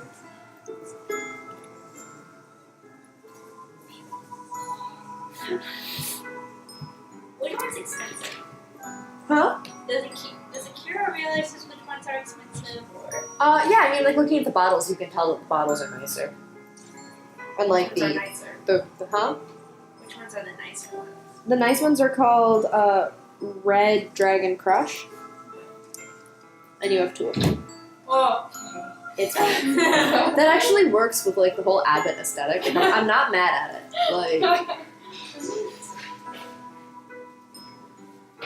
soft and belfry. Oh. I don't Oh. think Akira. No, I wouldn't have asked her. She wasn't thinking of setting the cellar on fire. Wait, what got set on fire? Nothing yet. has gotten set on fire yet. But soon. I was It's concerned. Akira! You can't promise anything when it comes to fire. No, she just realized if she was just watching Melanthios take wine and it occurred to her. Wine is Wine has flammable. alcohol. Alcohol is flammable.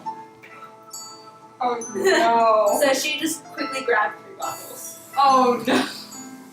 You know, for future purposes. You know, just because. And I will say, yeah, you can make like a Molotov cocktail with that, like this. Like, I'm so excited. Anyway. So yeah, wine. Yeah, so Mazel Tov, you have wine. So, now the abbot leads you back upstairs, And he looks very pleased with himself. He stops at the other stairway, the stairway that leads up, and he looks at you. He goes, "We're about to enter my workshop. Don't be alarmed. It's a little dusty, but I'm still tinkering with a few things here and there. Are you ready?" We are. Yeah. He leads you upstairs. You go up for about 20 feet. The stairs are very well taken care of. They're made of wood, but they don't squeak at all. It's very strange because this is the first stairs in Barovia that you have climbed that have not squeaked. Like it's almost unsettling because it's like you expect to you step on it very gingerly and then nothing happens and you're like, oh. So it's really nice. I'm okay with them as long as they're not sticky. No, they're not. Not so far as you can tell. Stairs are so I still eye nice. them nervously as we go up. Thank you. We've been doing our best to keep it in good condition in the event that someone comes to visit or someone needs assistance. Just kind of bouncing on them happily because they're not squeaking. Akira's like testing it. The DM wants to cast thaumaturgy, so just one of the steps starts squeaking, but I don't have that spell in any of my characters, so I can't. Wait, just Wait. thaumaturgy can create a squeaking noise if you wanted to do. It can? Yeah. Like you could just sit there you could just start hopping on this thing and then it would just start awkwardly squeaking. You can use thaumaturgy to make that sound. I have thaumaturgy. I didn't know you could Wait, I didn't know you could have thaumaturgy make sounds. All I knew is I could write different colored flames. Yeah. That's all you care about. That's all I care about. Okay, that's cool. So Melanthios is going up and makes the stairs at him squeak really loudly. The Abbot stops and he looks and goes, We'll deal with that later. No matter. Come on. And then he hurries up the stairs. You guys enter into a loft with a pitched roof and a door in the center of the south wall. There are unlit lanterns hanging from the rafters and a rope dangling from a bronze bell in a belfry about 30 so feet overhead. And this room was the room that the beautiful violin music came from. It's a melody that's so enchanting it adds a bit of much needed warmth to the otherwise freezing room. You can see on you can see on the edges of the boards on the walls. There's little bits of frost poking through. But this music, it's comforting. It's warming. It's welcoming. Even it's the first real example of hospitality that you've had in Barovia. There's a black shroud covering a humanoid shape lying on a wooden table off to one side, but the music does nothing to cause it to stir. There's a cot heaped with furs resting in the northeast corner, surrounded by empty wine bottles. There's an oil lamp burning atop the table nearby, silhouetting a squat figure that has two heads. It sits on the edge of the cot with a viol between its legs, and with a crustacean claw-like appendage, it runs the bow gently across its strings, and with its human hand, it gently grasps the neck of the instrument to form this melody. On the table beside the shrouded figure, you also see a book with a maroon cover and a golden seal on the top.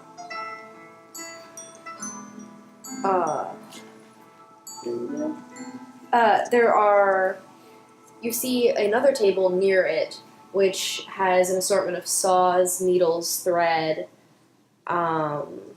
just an accoutrement of anything that you would need to construct this kind of creature on the table beside the shrouded figure and the book.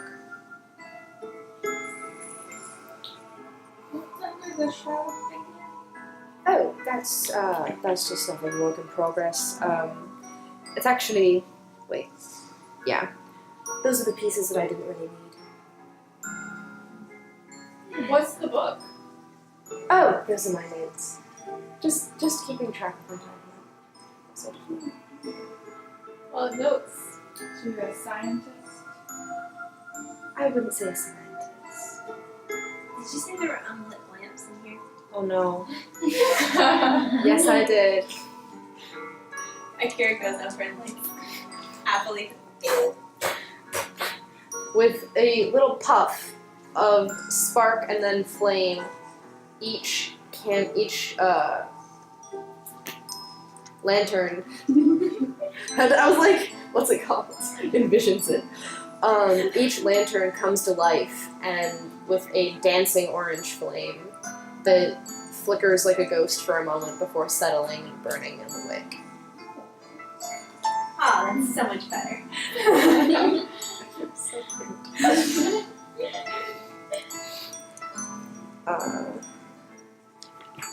So do you have a next project? None currently. Why are humans playing? Oh, that's Cloven. He's drunk right now, which is why he's playing. But he makes very good soup usually. I keep him around. He's more intelligent than most of the mongrel folk.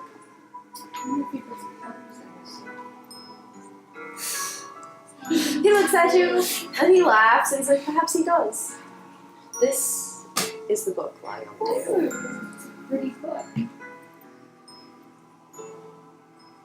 Can I see like some of your notes? I'm very interested in what might be in there. He looks at you. Melanthios. As Melanthios is like reaching for it, like it's like. Are you trying? Make a sleight of hand check. Okay.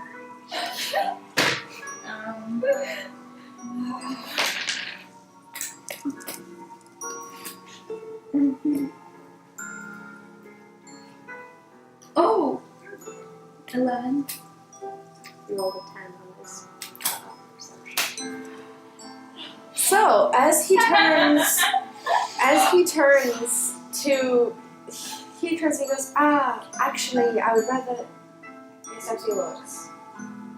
As the book is just gone now. Teamwork! Has the book now. Yes, he does. He likes the book. And he looks, he goes, I like slip the book under my coat. Do you have a bathroom? Yes, actually. Downstairs, through the courtyard, there's, Thank you. yes. Awesome. I leave. I leave! I don't go all the way out. I just go down a bit so I can look at the book. Okay, Akira knowing Melanthios goes, I have to go too. Oh no! She's gonna watch Melanthios. Oh my gosh. But she knows. She has a feeling. And then she does with the book. Melanthios, what do you think you're doing? Nothing. What do you mean nothing? What is that in your hands? I found the book. You found it! Yeah! I found a book! Yeah, I think that you found a book, a particular book that could get us in trouble. This is a really important book, I feel like. Yeah, it is pretty important to the Abbot. There's blood on it. It's What? There's blood on it. Basilica. She is beautiful. He will be so pleased. I can feel the morning lord's light again. Aww. Let's see, 11. Do you want to look? And she's like, okay. That book's so cool. I worked really hard on it. It's massive. I feel like it's a real book. It like starts out chill, then gets increasingly like ah. Third year. He has nice handwriting sometimes. 22nd day of it. Wait, where's it getting intense? What? Keep going.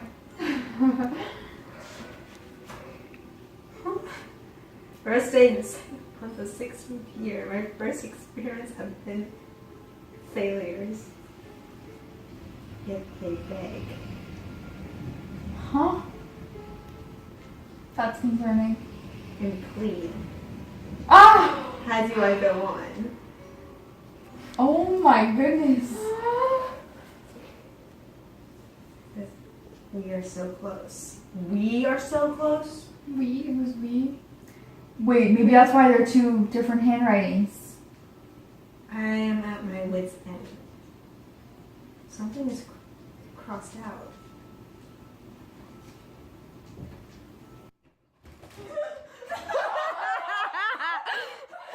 Hello, brother.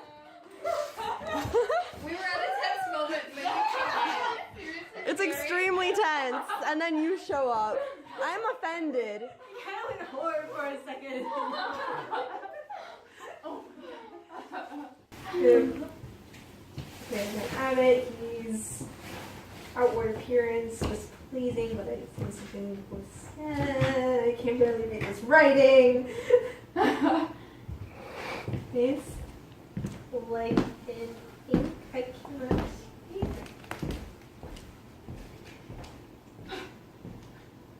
There is much work to do. Mm-hmm. Things forbidden. What's forbidden? Lore from the Amber Temple? Amber Temple? We should go Uh, there. or at least I can read that. Hi, this guy's handwriting. Good grief. Who's a scribe? This has the fatal development. Do you need me to read this, Akira? Akira's like trying to read. We have found the way to satisfy what they have asked.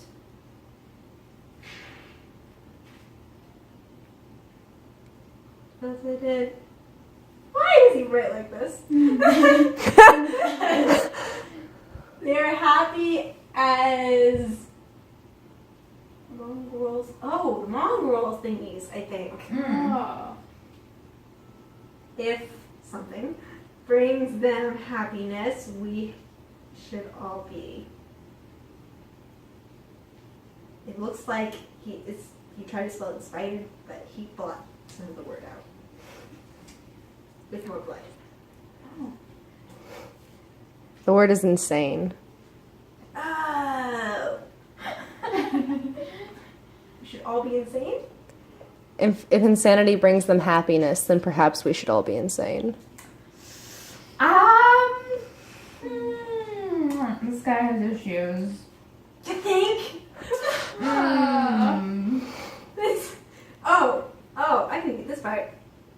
2 of these mongrels now serve me as guards. Uh-huh. Otto and that other one.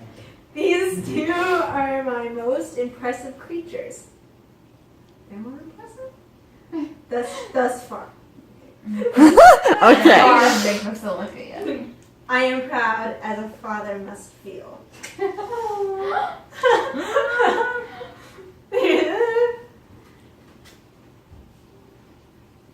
The devil's strahd. I think he has feelings about this. I skipped a page. I skipped a I page. should have known how foolish I have been, or maybe I did know, but refused to believe my own intuition. What did he do? Vasily? Basilica? No, No. Vasily von Holtz. He was out in there earlier. I don't think you could read it. Vasily has revealed himself to be the devil's strahd. Oh, he continues. Wait, what? What you missed in the part with the Amber Temple, a man named Vasily von Holtz came to him and offered him information from the Amber Temple, and they were working together. Oh, that I know explains that. Or does Akira still struggle? I mean, it seems to me like Akira's struggling, but This guy doesn't know how to write. He needs a scribe. maybe you don't know how to read. Whoa. That came off as unintentionally savage. I am sorry. Which that was more salty Wow. than I expected it to be.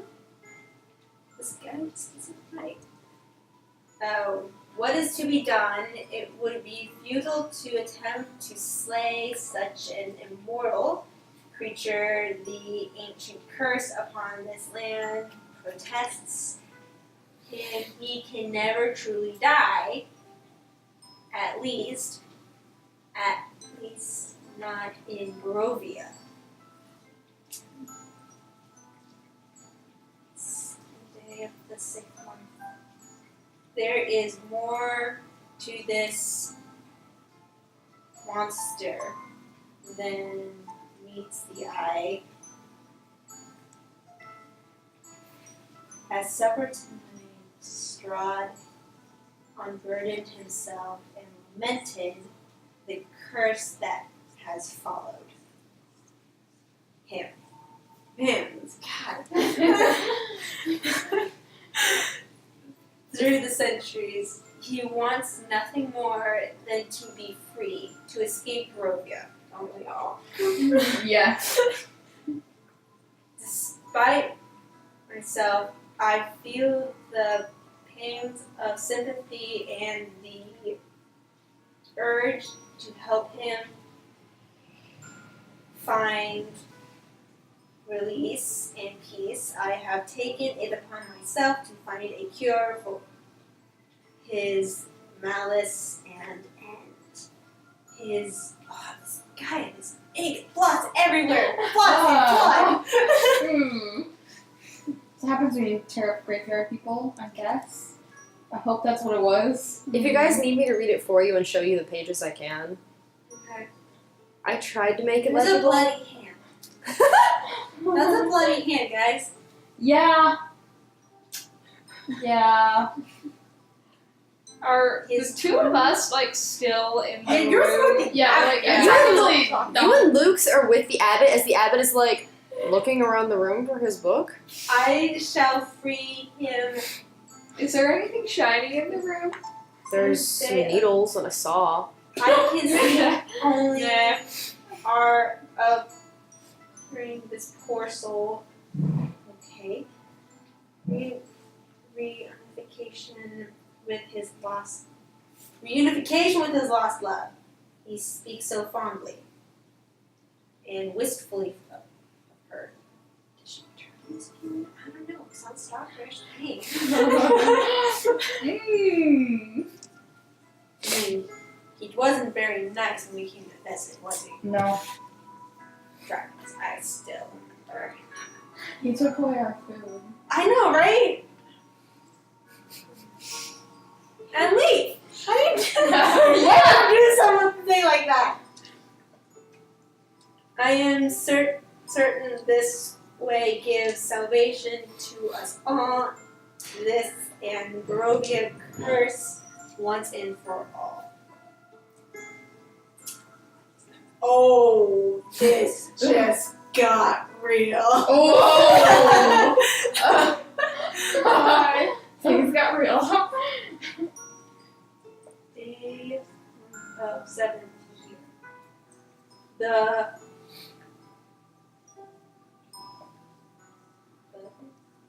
languish in the madhouse.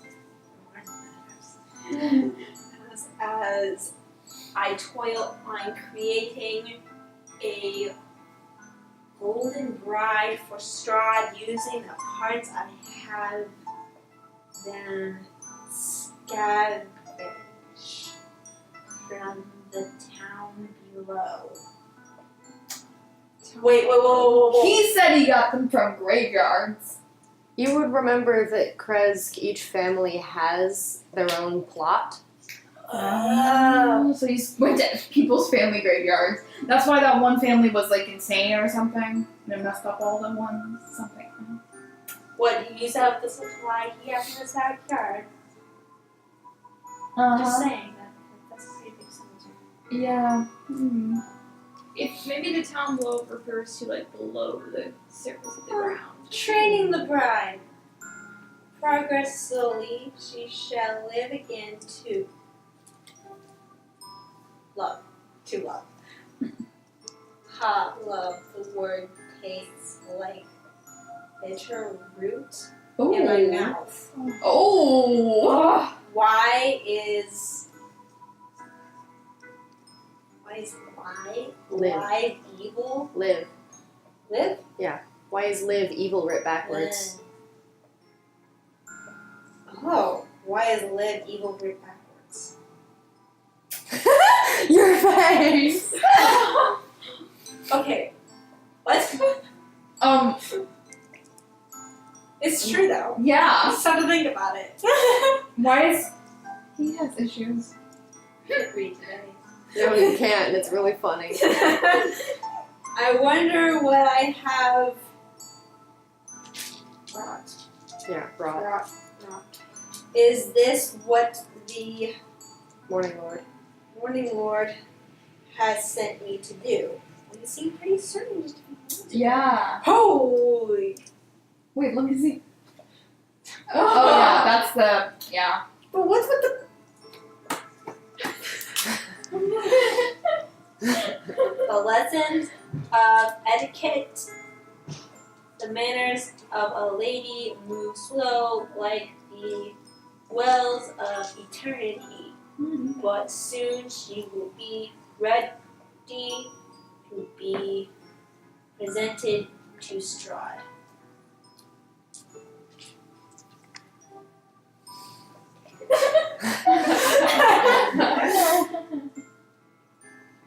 Basilica, she is beautiful. He will be pleased. He will be so pleased. At least I can feel the Morning Lord's light again. Very dramatic change. Right. Yeah. It's concerning. It's even neater than the beginning. She's so upset by this. I don't look bad. This is significant somehow. Okay. Maybe he fell in love with her. I mean, what was all that stuff about love? He was like, oh. It's like he right now because I'm thinking Strahd. I'm thinking, what's his name? Abbot. You think Abbot is in love? Maybe. He seems very determined to. Yeah, I guess it's true to get rid of her and get rid of him. Pass the book around. I want everybody to look at it. Yeah. I worked really hard Maybe on someone it. can really good read it better than I could, but it's pretty messed up writing. Thanks. I tried. Like, that was me trying to write poorly but legibly as opposed to my normal handwriting, which is Oh, you made that? yes, I made that That's so by hand. Yeah, All no, of it. I'm very impressed. I made all of that. And then the last page. Yes. Yes. So, Fun fact: I did the bloody handprint by covering my hand with a Copic marker and Ooh. like smashing it on the paper a couple of times in different colors. Oh my god. Wow, he's so fancy. He makes these little like just wait for it. simple things. Just wait. Wait for the madness to set in. It seems like he got like upset with his creations going wrong, but then he was like okay with it maybe. But still, the end is like such a dramatic shift. Something's happening. Something's happening. I know. Bloody tears. I don't know. What are you thinking about all this? Creating a life to sell it off. It Yeah. doesn't feel right. Yeah. It kind of doesn't. But But if it's the only way to. but also he says like there's no way to kill him forever or whatever. He isn't at all. Maybe he'll just turn into a nice guy and we don't need to kill him. Yeah, by selling someone else off. That'll work. Well, she doesn't Fine. seem to be very someone-ish, She's alive enough. I guess. She gave us soup. You put a suit. Just because she doesn't talk and she doesn't look like a normal person doesn't mean she's less of a human than you. That's valid. Cuckoo, for example. Okay. What if, let's just give her to Strahd, and if she doesn't like it, we'll rescue her. She can't even talk right now. She might. He's probably going to be nice to her. She might like living with him. Dragons. Just saying. He was a jerk. Now we know how to get back to, yes, to us. After inviting us. Yeah, but I still have the invitation though. What was that all about? it was a nice invitation. Look at this. I bet they'll have a lovely wedding. Are you seriously on board with this? What do you suggest? What else are we going to do? Is even helping Strahd to get us out of here? What if? I don't know. Yeah, exactly. So let's just recap. We're stuck. I tried Julie, she didn't see it yet. Yeah. Oh yeah, Julie, do you want to see it? I do. Cool. Let's just recap what we know for a second. Yeah. We're stuck in Barovia. Yeah. Strahd guy invites us just to be absolutely rude. Yeah. Takes food and sits dragging on Takes us. this food. Takes the food and just sits dragging on us after inviting us there, where Leaf tells us to go away to defend ourselves from him. We come here, this crazy Abbot guy and his light deity and decides that he feels sorry for Strahd and his immortality and how he couldn't really get this girl, heaven knows why, and decides to create this Frankenstein girl for her, just to create a life, just to sell it off. Yeah. That's.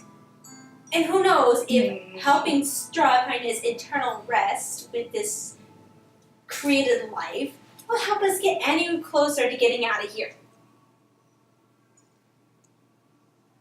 I still don't see. All your points are valid, but I still don't see what's wrong with just giving her to him, seeing if it works, seeing if she's happy, and if she's not, we're no worse off than we were before. And we can rescue her? Are you sure about that? Can you be absolutely positive that nothing would go wrong if you decide to help her out? Akira's kind of flaring a little bit now. Okay, what do you suggest? Maybe you would like to seduce Strahd. Excuse me? I don't know. You have that little changey thing. Pretend to be Irina. Oh, I see. So Plan B is selling me out. It's crazy. Yes. Akira smacks it.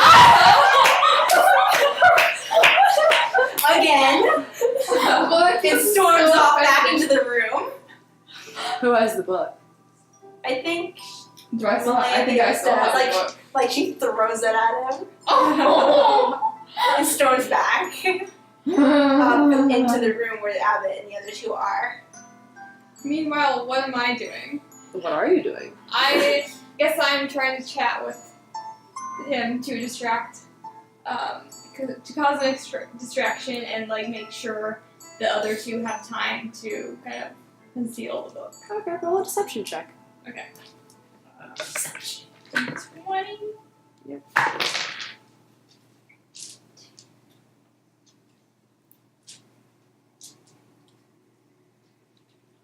Ooh.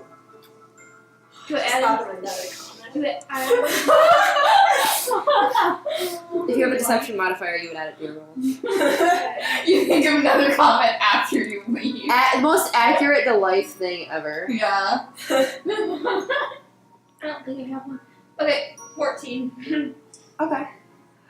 He still seems a little distracted. But he's humoring you. He's answering your questions. Was he distracted by? The fact that his book is missing. Oh. If you had waited until after he left the room, maybe. But no. You're like, as he's reaching for it, you're like, it's like, all right.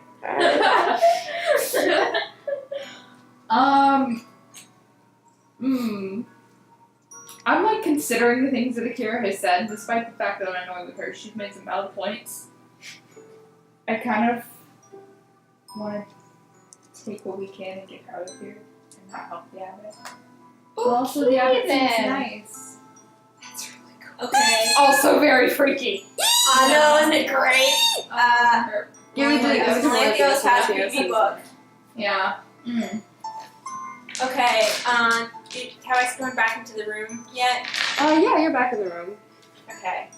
I'm standing next to Luce right now. I kind of like flaring a bit. Are you talking to the Abbot right now? Okay. And the Abbot, so he looks over at you as you enter. What? Was the bathroom not clean? What? Oh, no.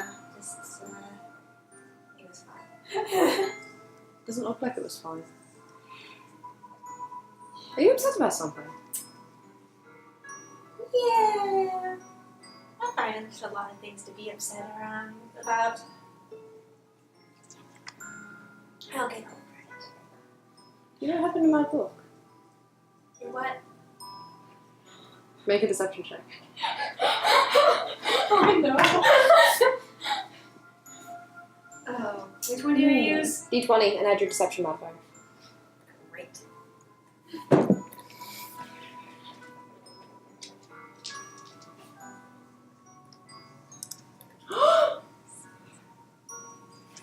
Just had an idea. No! Oh no! Okay, I have 10. Total? Yeah. Okay. He looks at you. Do you take it?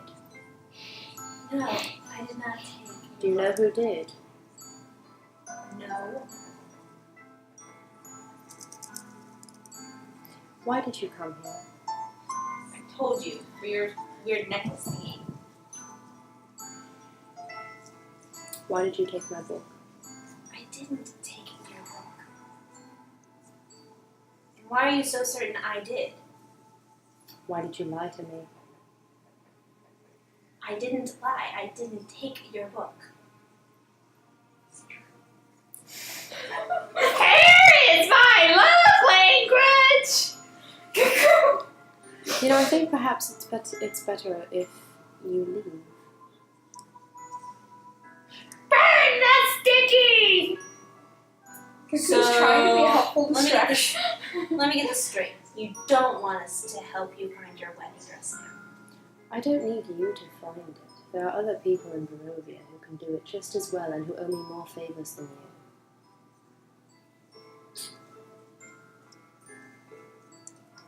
Okay, so quick question.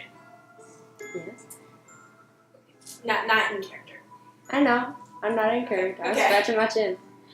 Abbott doesn't do this. This is Okay, the what exactly is required? I'm trying to like figure out like what would be required for like to suddenly do a detect thoughts. Detect thoughts. It's your fault. I feel sad.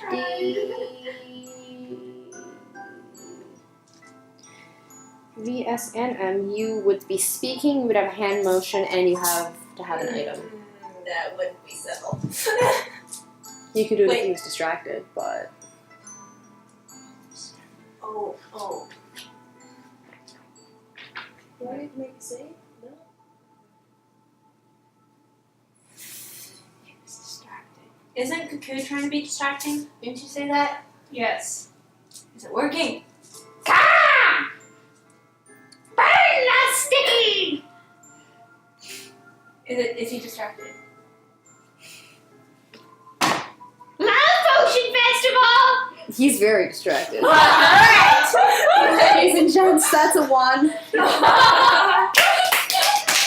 job. You are absolutely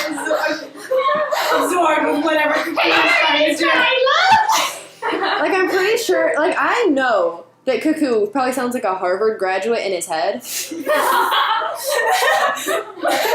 He's probably brilliant, but man, We still haven't found a way for Cuckoo to properly communicate that. So, I mean, and he just looks at you, just like, why are you like this? I'm tired. Victor looks like Victor actually, as this was happening, Victor looked under the sheet. He looks kind of concerned. He turns around, he looks kind of concerned. And he just says, Victor looks concerned. Oh man. Victor looks concerned. Mr. Skeleton Cat Army. Yeah, Mr. Skeleton Cat Army is concerned by whatever was under that. Okay. Thing. Well, while Abbot is distracted, Akira has had enough and is detecting his thoughts now. Like she suddenly doesn't. I'm thinking. Yeah, you can whisper it. And whisper it. Yeah. And he's looking. I'm assuming Cuckoo's like. Well, Cuckoo's further in the room than you are, so he has to turn around and look at us, so you can do it without making a hand check.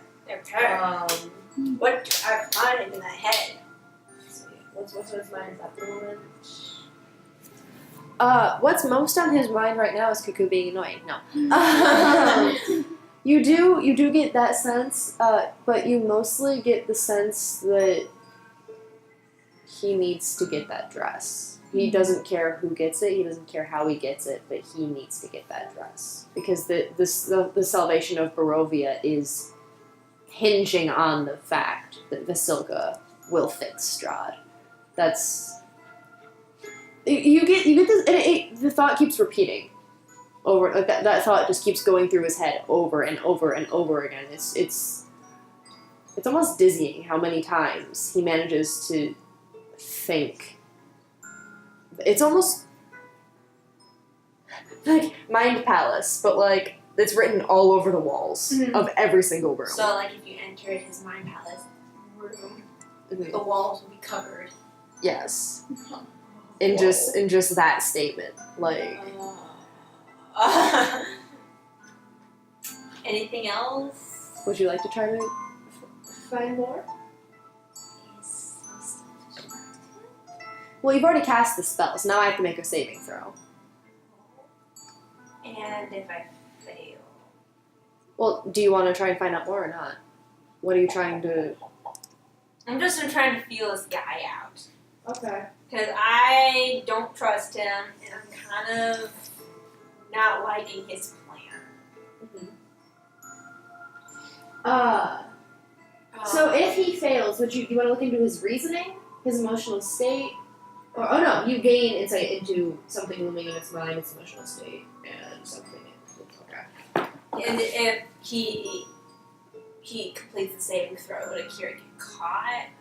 If you probe deeper, you're going to get caught either way, because he knows. If you decide to Oh, okay. So go further in maybe his thoughts, he'll know. that's- But no one reacted in the brothel when I did that. But also, you were in a brothel.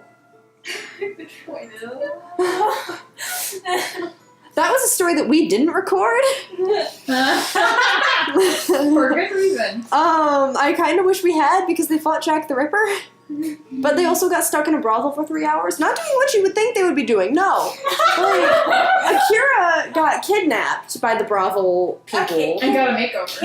Yeah. I looked Melanth- amazing. Yeah, Akira looked amazing. Melanthios swapped clothes with a prostitute. I looked amazing. Which explains why he's still in a dress. Yeah, that's why he's in a dress, by the way.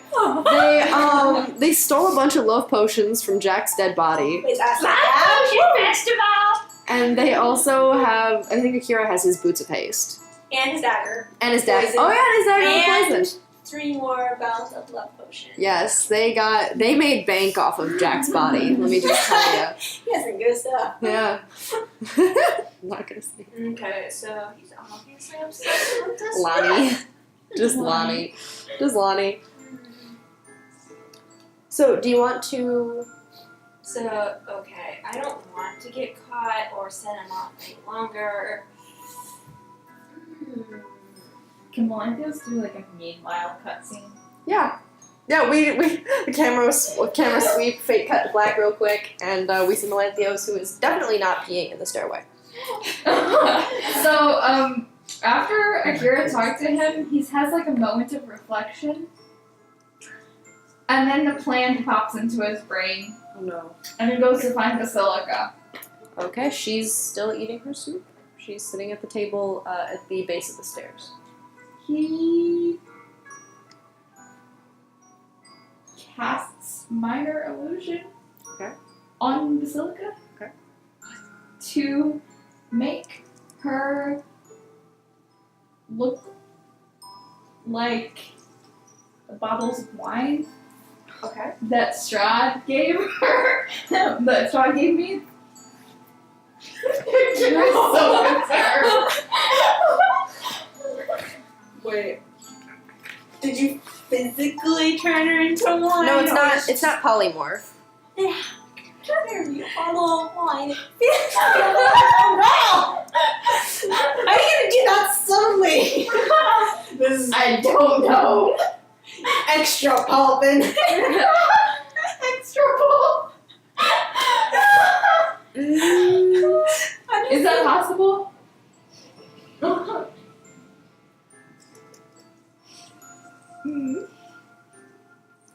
That's a make. What's your spellcasting modifier? Charisma, I think. Pretty sure it's charisma. Make a charisma check, just straight charisma. Like, Roll a d20 and add your charisma modifier. okay. Searching for charisma. Is that the large number or the small number? It's the less numerically big Okay. number. Dang it. So that's gonna be a 3. Okay. So you think it's gonna be really cool, and you try, and the undercommon scroll work along your hands and arms splits a little bit, and a little bit of your blood magic flows out through the air. And you attempt to cast the spell. Mm-hmm. You manage to get the illusion of a bottle of wine sitting in front of Basilica. But she looks at it. She stops. She stops eating and she looks at it. And she tries to grab it. And her hand goes through it and she looks really concerned. But you don't actually manage to hide her with the spell. Okay. And at this point, Victor comes down the stairs. And looks at you and goes, "What are you doing?" Be kind to your mother. Do you know what gender you are? You called yourself my father like an hour ago. I'm confused. That's not what I meant. I gesture at Basilica. Oh. Wait. What? Come along. I hand Basilica my cloak. Come along, dear. We didn't want the rain to get your hair wet. And I usher her out the door. Oh. Towards the carriage. Kidnapping her. Oh no. I broke the deal. I don't think we were supposed to do this. It was because of you, Akira. Excuse me. Who stole the book? You told me. You made me feel sorry for her. He's gonna try and sell I her to didn't- Strahd. She's a person. I didn't She say deserves- kidnap. I'm freeing her Are we? from this creepy Abbot dude who treats her like she's not even a person. Okay. No. Let me. That's not what Akira meant. Just At least you were kind of trying to listen for once. Melanthios tries to listen. This happens. Let me. Oh, wait. How am I going to test for the top right of the Abbot? I need to see what its intelligence is. It. Okay. She looks kind of confused.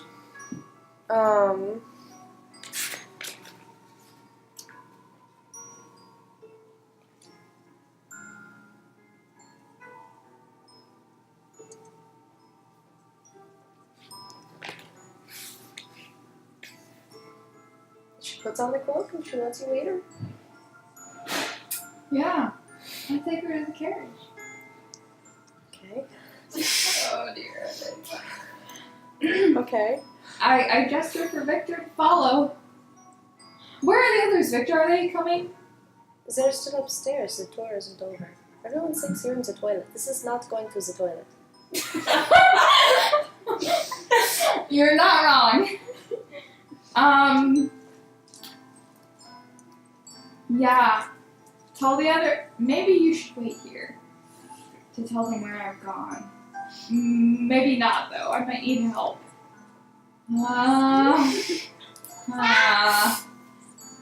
Can you communicate with them to tell them like what's happening? Can I communicate with them to tell them what's happening? You have one of your cats go or something? Hang on. I have to see. Once to stay out, twice to get out. He does not have any sending spells, no.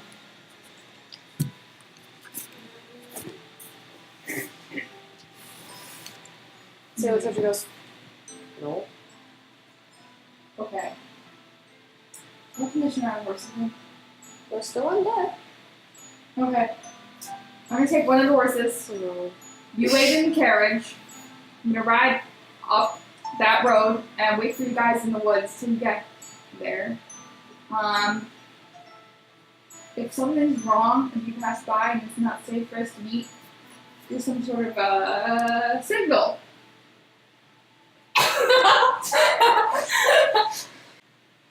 What? You just kidnapped someone. This is not kidnapping. I don't think she's a real person. She's kind of creepy. Like my cats are better. You know, some people don't think you're a real person too. But what is that supposed to? Just go along. Just go along with this. Listen to your father. He just realizes he didn't consider the end of the plan, as usual. Yeah, that's a good plan. I'll just wait a little bit up in the woods. I'll take her. If anyone asks, Are you saying this at the carriage? Are we at? Yeah, Are you at the carriage? Like, are you with Leaf? Leaf. Yeah, Leaf's in the carriage. Alright, Leaf, wait here. Victor, come with me. And I grab one. I'm gonna borrow one of the horses. You don't need all of these. And I grab like one of the horses. And I'm like, Why? This is Leaf. Why are you? What? Did We're you get to sing you came here for? yes. Also, yeah. Also, she's a secret. Don't tell anyone. Like, don't tell anyone. Especially not the Abbot. That doesn't No, sound I sketchy at all. I think I will keep this secret for you. He winks at you. Cool. Oh, he is. I love him. I don't know what that meant. But yeah, I don't know what that meant. wait here for the others. Yeah. How many people can fill in like one horse recently? We had 2 people on horse. Okay, yeah, both of us. Victor, come along. If that's Grab another horse. I mean, the carriage isn't only gonna be caught carrying the 3 of you. Like, it'll be fine.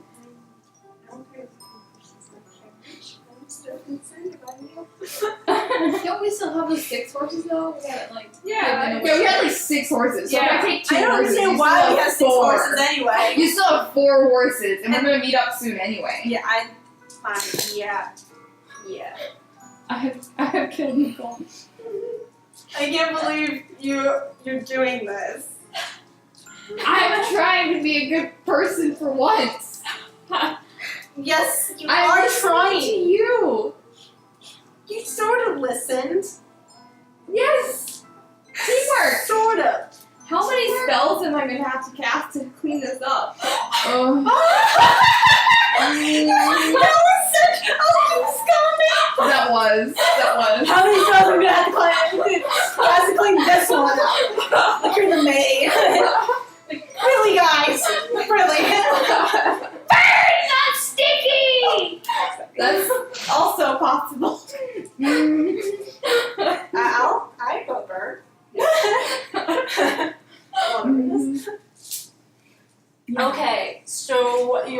off into the sunset with Victor and Basilica. Yeah. Leave us behind the carriage. I just got done detecting the abbot's thought. The abbot is distracted by a Cuckoo doing who knows what.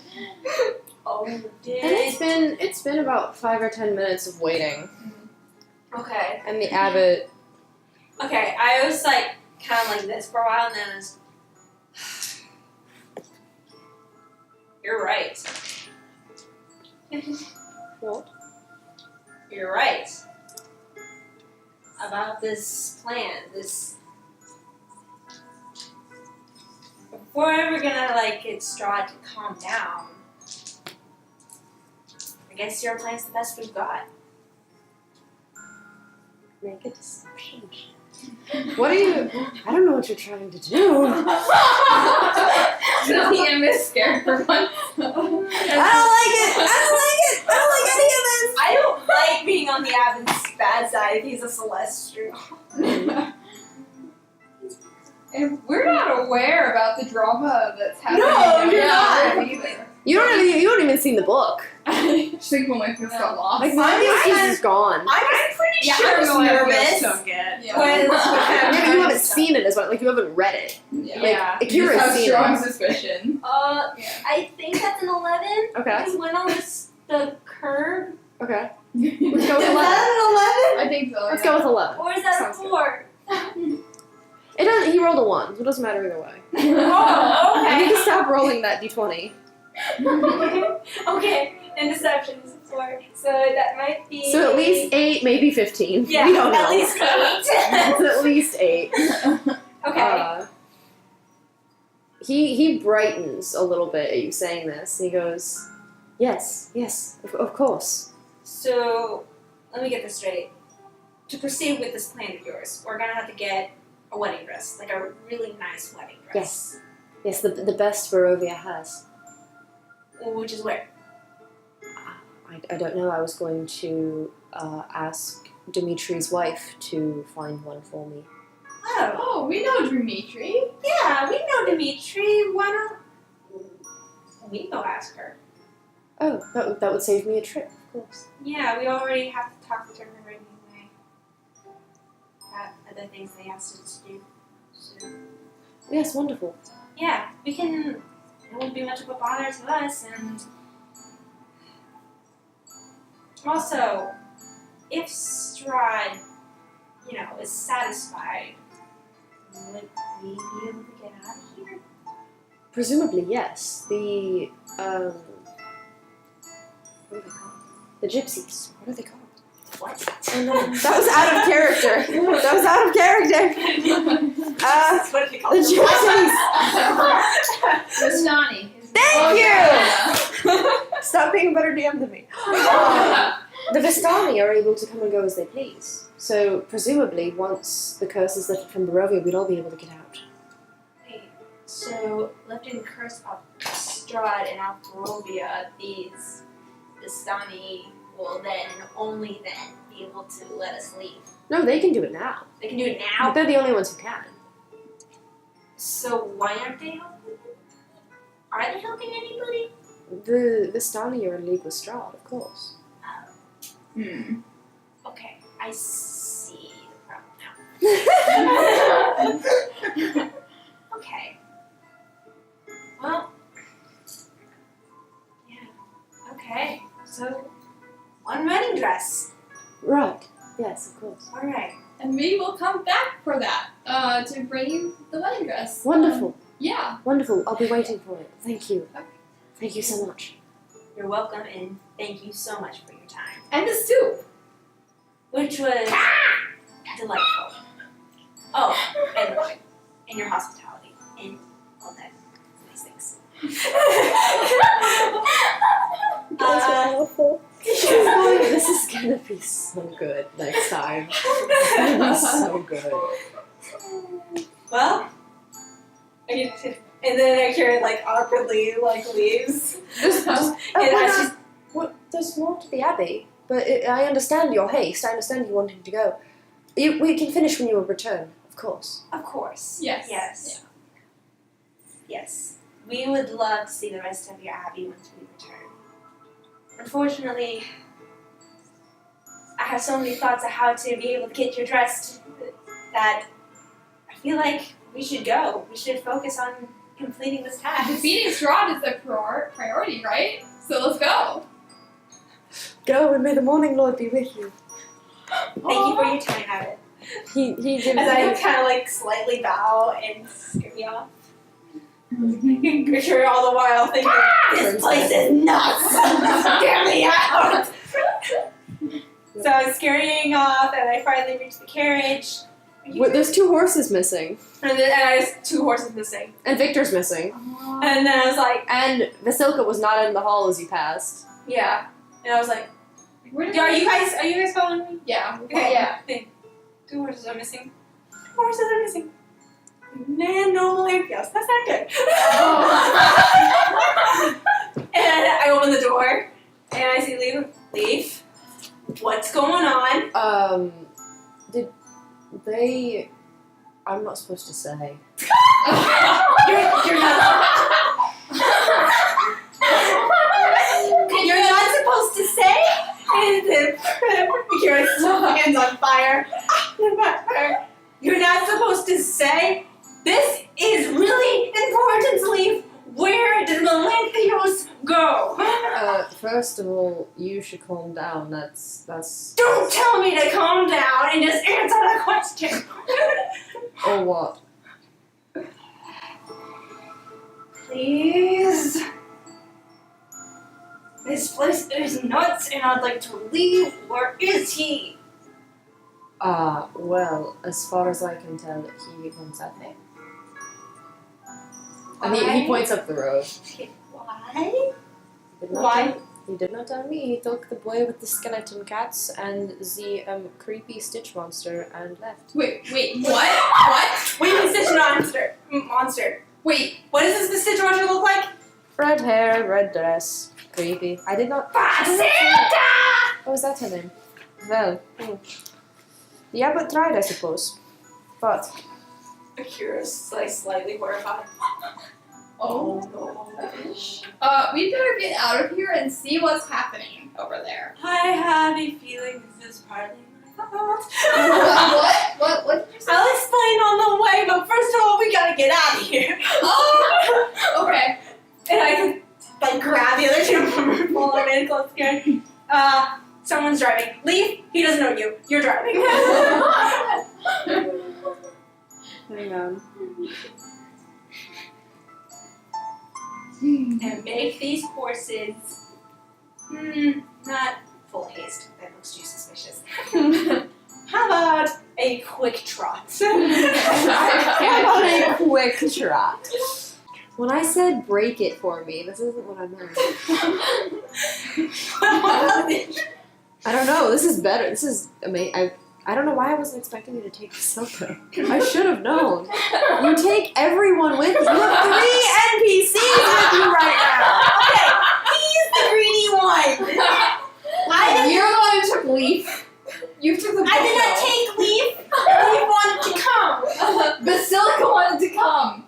Did she? Yes. Are you sure? Yes. Did she tell you this? She doesn't tell anyone anything. I read it. You just told her to come, and so like in her absent-mindedness, she came.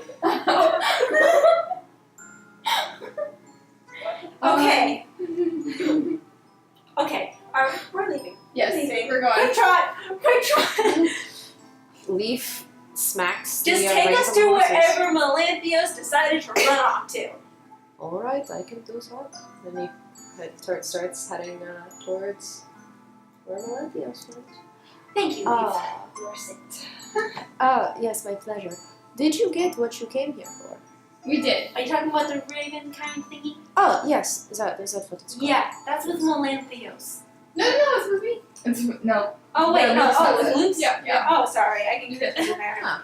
Yeah. Can I see it? Why? Can Because we I show want to you know what it later? looks like. When we're I'm the not- one who told you what it was. Okay, look. Okay, I put it back in. Wow. We are kind of in a stressful situation. Can we show you later?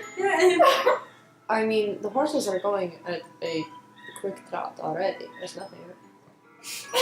Hello, random bird. Oh my god. Cuckoo just starts mimicking a bird clock that hasn't been invented yet. We don't know why, but someday it'll be a hit. Good timing. Okay. Yes, he drives. At what point do they come to like where I'm hiding in the woods? Where are you hiding? Wait, they're in the woods? Yeah. I wanted to hide. What? I have to see where you are.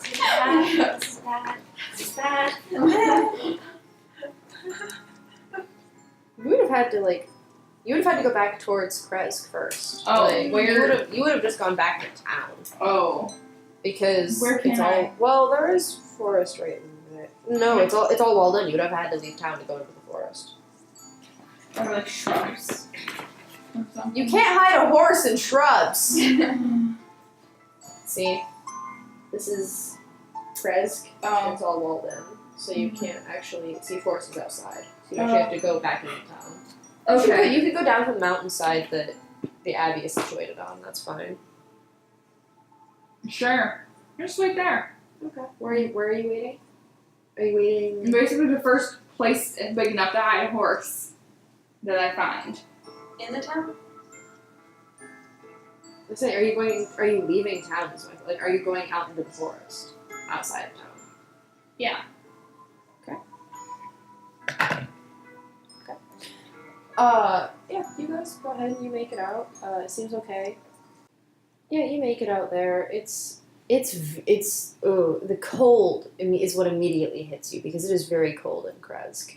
Mhm. And you realize a little too late how warm and safe the abbey really was as you hear the howling of wolves in the distance. You hear branches snapping. The mist roils around the ankles of your horses, sometimes slides up one of the horse's legs, almost like a clawed hand before vanishing again. Wait, the mists? The mists. Oh no! Did I tell them about the kidnapping mist? They were kidnapped by the mist too. Like, you guys all got to Death House through the kidnapping mist. Oh. Or we don't know where the kidnapping mist. Maybe I inch a little bit back towards the town. I'm like nervously looking around, hoping the carriage is moving. Yeah, it's a little unnerving. Victor, you not saying anything weird? Nothing like what I saw inside the abbey. Yeah, I'll say that much. So, Basilica. What do you like to do for fun?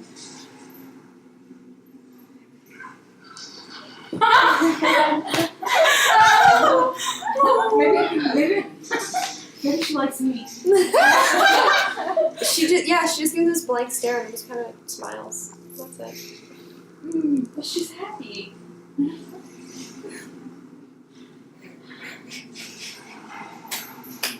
I hand her a book to read. Yeah, which book? Not the creepy one, right? No, like one of my nice history books or whatever. I point at the letters. Yeah.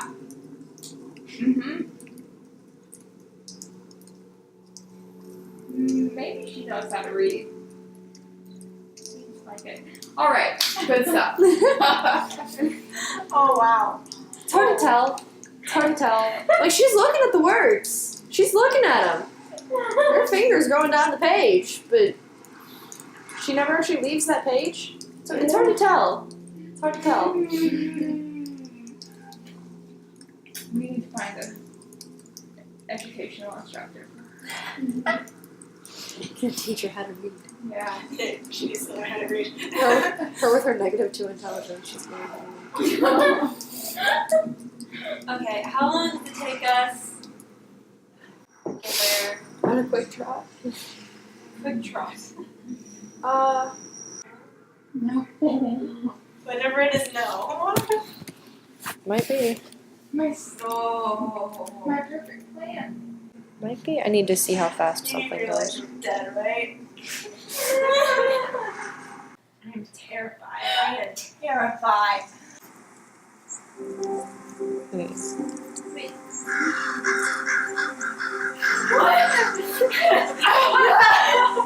And there are 3 of them now. That's everyone is you. Okay. That. Yeah.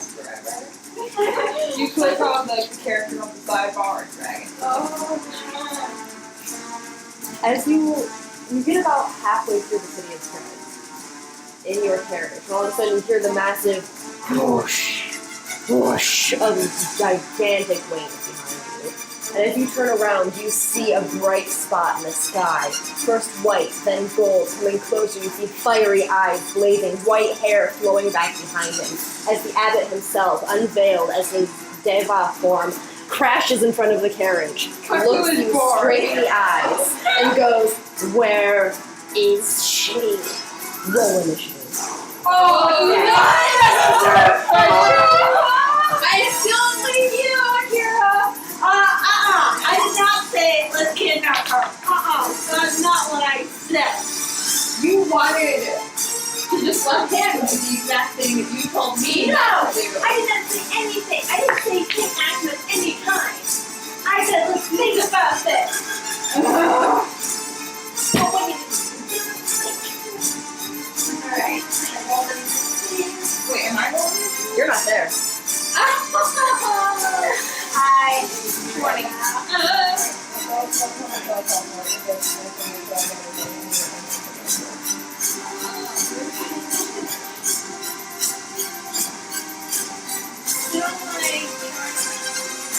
It should be in between armor class and speed.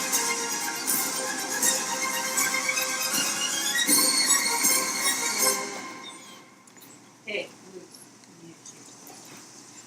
Alright. Where is it? Oh, what? Initiative. That one. Oh, okay. I rolled a 21. Alright, so 25 to 20? 21? 20?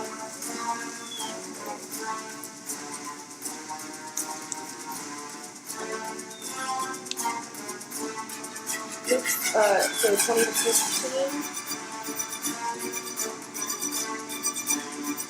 15 to 10? Oh, hang on, I need to roll something. There's roll weeks initiative. Okay, so like a weapon box? Okay.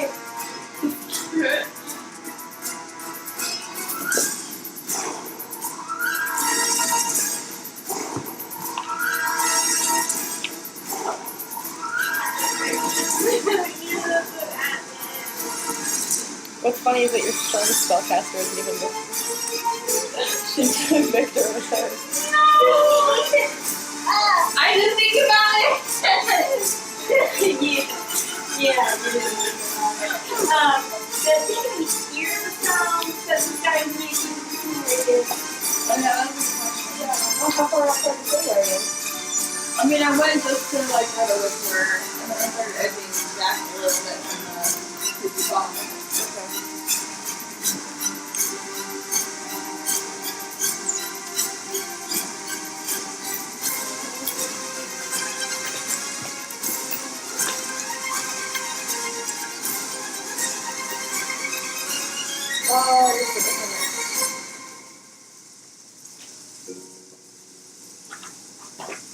That's not my map.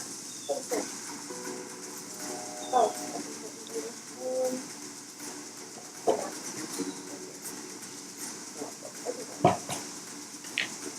They're about. They were close. They were almost to the gates. Let's say.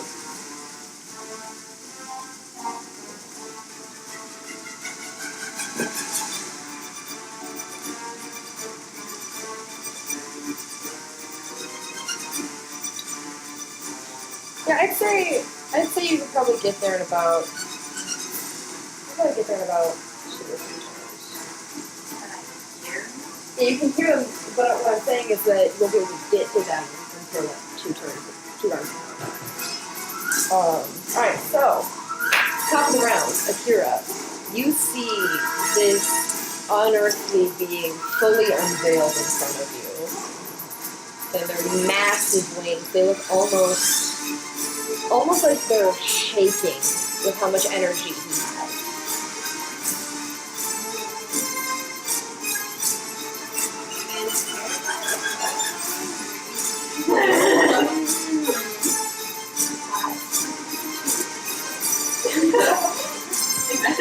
Two people.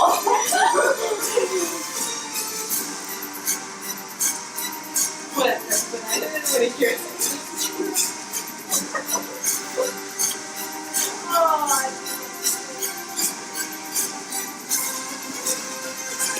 Listen, we don't know. Okay? So why don't you just calm down and we can talk about it? What you trying to do? But I guess. roll persuasion at disadvantage. I don't want to immediately call it fighter. Actually, no, this would be deception.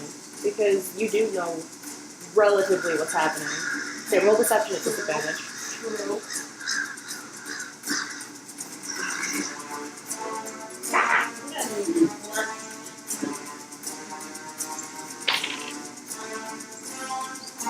Roll twice and take the lower.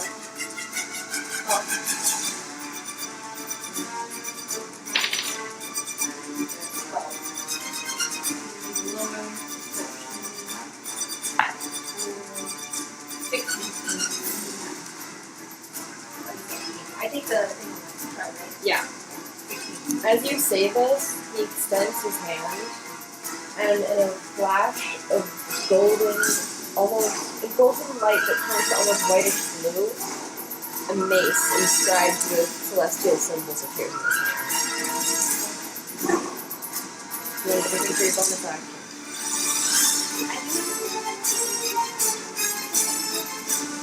Can I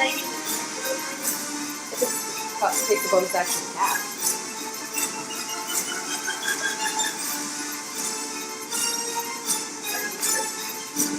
Then there's nothing else you can do unless you want to get out of the carriage.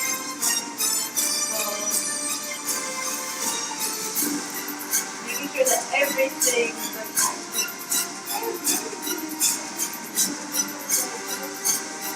Then that's a reaction.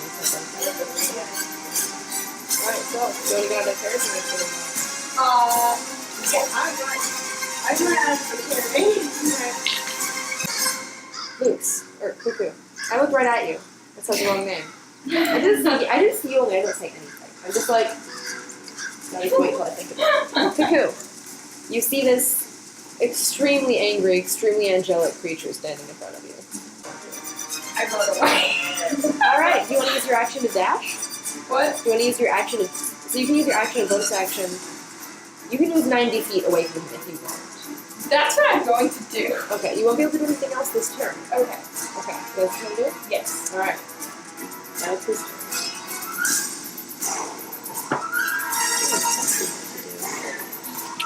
So there's just like this big black ball of Gorbiness just It's very... just like bouncing along. Yes. Going away. Yes.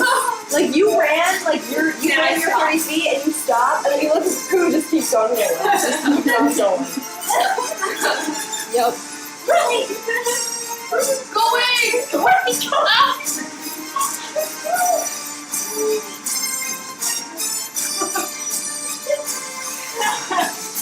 Not want to die. I'm sorry, guys.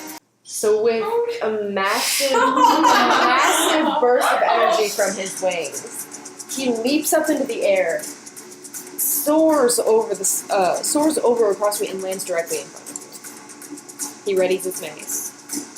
Where is she? And he's going to attack you twice.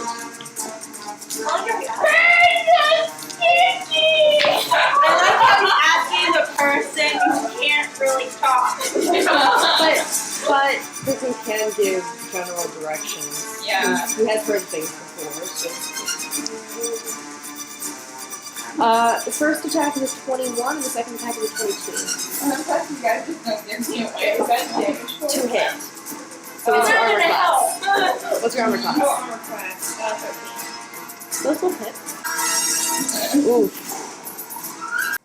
You take 56 points of damage as the I'm abbot. like way dead.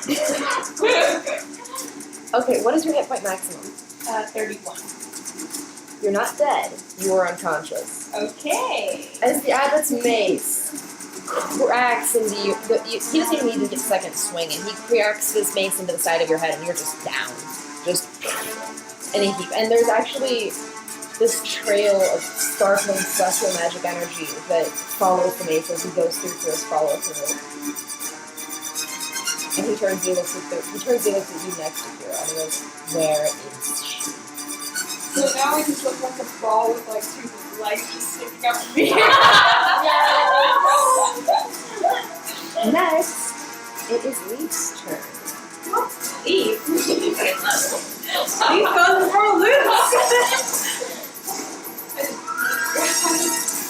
Oh. Leaf has 4. He's gonna start the horses again. Leaf's gonna start the horses. The horses are going to go out through the gates. And that's his turn. He's going to force the horses to go all the way as far as they can on their turn. Now, Luke, it's your turn. You're currently being held captive in courage.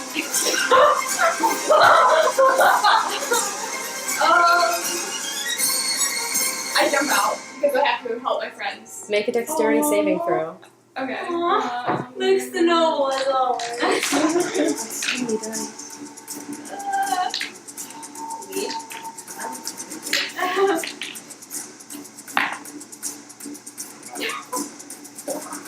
Okay. No, she reanimated them, but she can't. You take 8 points of bludgeoning damage as you crash into the ground. Okay. That will be your action, but you do have a bonus action. You are about. How fast can horses go? I think horses can go 30. You're about 70 feet away from. You're 70 feet away from Akira. You're over 100 feet away. Wait, how far am I from the... You're about over 100 feet away from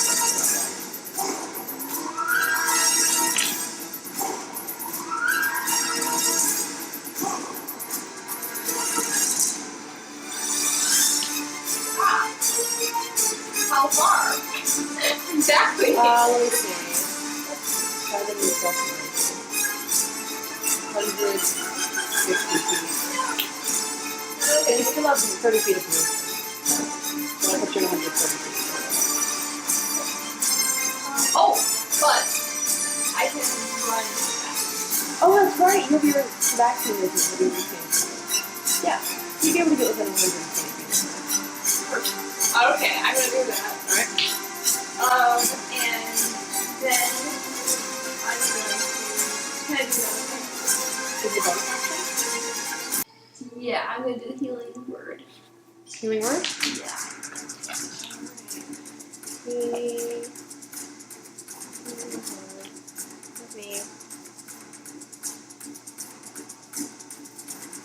Healing word is a 60-foot radius. Who are you healing? Cuckoo. Cuckoo is 160 feet from you, not 60 though. They're coming not the next round, but the round after that. Okay. Can Melanthios start preparing this? It takes an hour to eat heal speed. So you're just gonna eat food in a day. You're just angry. So, not sponsored, but You don't act like you would have. I hate you. Get out of my game. So the Kit Kat. Oh my god. Get out of my game.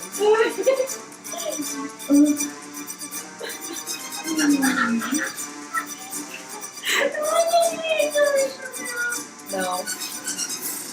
So, Luke, you do anything else with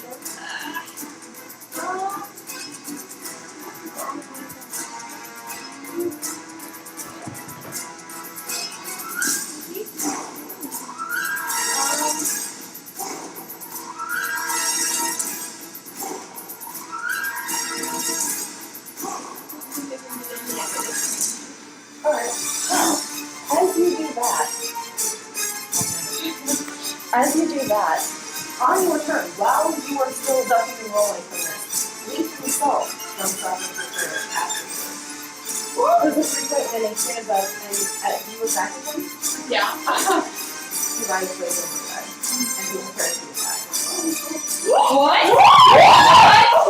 What? Now Leaf! What? What? He's just now standing next to Luke. Okay. Pass it around to Akira, it's your turn. And the carriage is just running right now. The carriage is just going. Okay. But back to the situation. Okay, so do you remember what we talked about with like the darkness spell? What did we say? Well, I talked to you about like needing like charcoal or fat tar. And you said You should have a material. You should have a arcane focus. do I have the material for this? You should have an arcane focus. So I would say yes. The arcane focus lets you cast it without having the material component, unless it's consumed by the spell. Okay, so it says it will fill a 15-foot radius. Okay. And where can you put it? It says it will spread from a point you choose within range. Alright, what's the range? 60 feet. Hey, you're within 60 feet, these guys. You're actually exactly at 60 feet. These people? What about those people? You are 70. No. Yeah, you're 70 feet away from these guys. You'd have to move to get closer to them.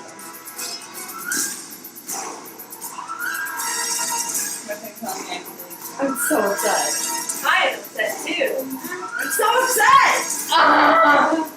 Wait, I mean, honestly, we can say that you didn't do combat. You just aren't involved. I mean, that could happen. Is that what you guys think? Well, I mean, because I don't like stopping in the middle of combat. Yeah, I know. It's not the same. It's really problematic. Okay. I mean, you could move close to them and attack her. Okay, if I have boots of haste, Wow. which I do, so does that mean I can run within range, use the darkness spell, and keep running? Basically, I mean, you only have to move 10 feet. It's not that far. So If if you wanted to run all the way over there to get into melee with Luke's and Leaf, if you felt like fighting Luke's and Leaf, then you could. But okay, so it would give you an extra attack as well. So if you click the boost if I put walk without the boots of haste for like 10 feet, would I still be able to cast darkness Yes, and run afterwards? yeah, you can run through direction. Okay. So here's the one. Why are you casting darkness? Let's go for it. Okay. So here's what I'm thinking I want to do. Okay, I close 10 more feet between me and Celestial Boy. Okay. No. Oh, Celestial Boy. Go ahead. That's Luke's and Leaf. This is Celestial's. Oh, Abby's counted this. Okay, that makes more sense. This is out of what are you doing? You're running towards the exit or towards the end? Wait, no, I thought you were running towards the exit. So this is towards the exit, this is towards the end. I thought you were running back. Well, he runs yeah. in front of us all doing that. Yeah, okay, that's what I thought. Yeah, That's what I back thought. in the town. Okay, so I close 10 more feet and I cast darkness on the celestial being to cover his sight. Okay, does it work? Because I'm still not quite done. Okay, so yeah, you cast it and there's immediately poof. There's almost like a sonic boom, but it's just darkness that just saturates the area. What else do you want to do? I want to use boost of haste, run into the darkness. Okay, I run into the direction where I saw Cuckoo with boost of haste, and I'm looking for him. You are not able to see anything. I'm where I think Cuckoo should be. Okay. And I'm running around. Okay. Roll for the check with advantage.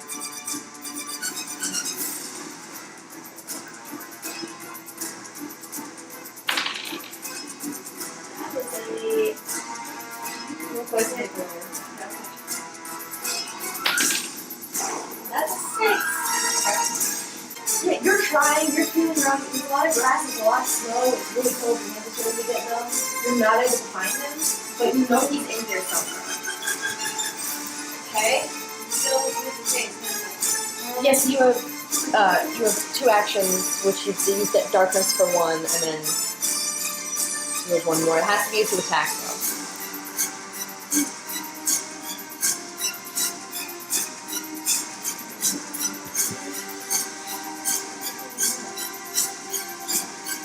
Okay.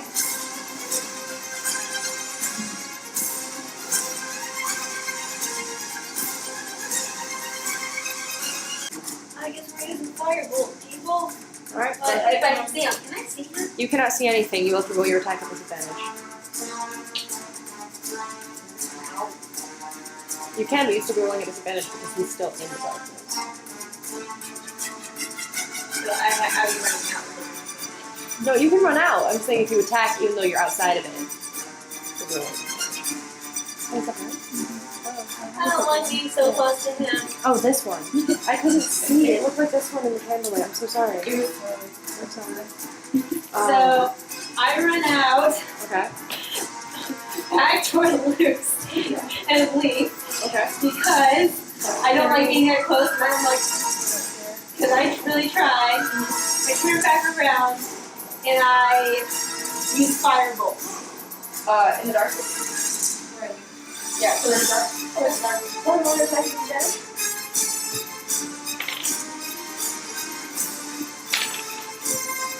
Oh, One? hold on. That's what I rolled. That's what I rolled. Well, it doesn't matter if you roll one. So you cast darkness. You feel around for Cuckoo. You can't find him anywhere. You run back out. You reach over your shoulder. You fire off a firebolt. It goes completely wide. You don't even. It hits its tree. The tree starts burning. The snow starts melting off of it. You don't actually manage to hit the place. Now panting. Panting. I can't find him. Cuckoo. Please make the first death saving throw. Okay. Roll a flat d20. And tell me what it is. Alright. 13. Okay, that's a success. Alright. I tried. Sorry, Cuckoo. Now it's the Abbot's turn. The Abbot is going to fly up out of the darkness. That's going to step 15 feet up.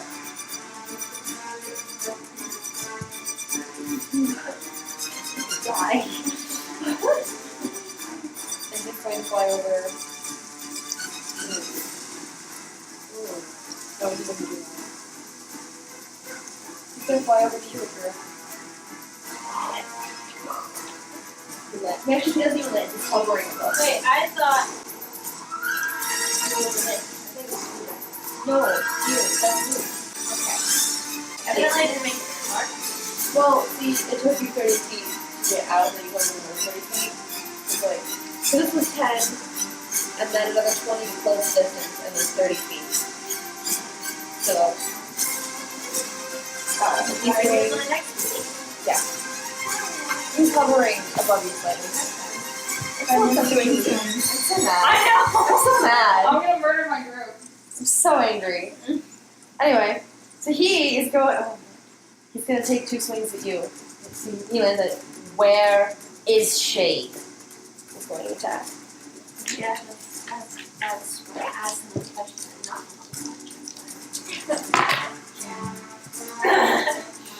Alright, 1 hits and 1 misses. So you got lucky.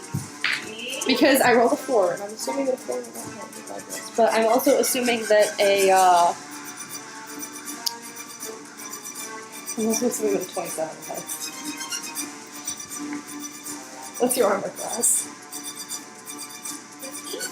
Okay, 4 plus 8. It's not 50. So yeah, he misses 1.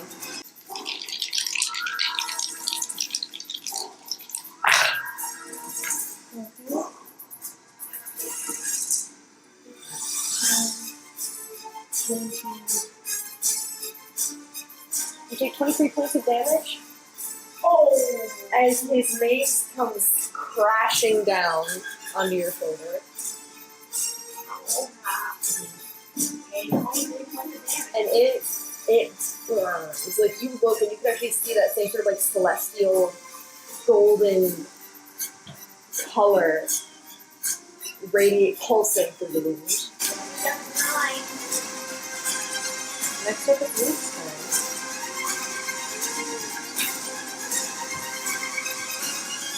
turn. Luke's. Hey Laura, can you come here for a hot second? I know you're getting ready, but this is important. Wait, what? This is important. You just need to be here for this. Okay, Luke. As you look and see Leaf beside you, ready to rally, we will fight together. Leaf turns to you.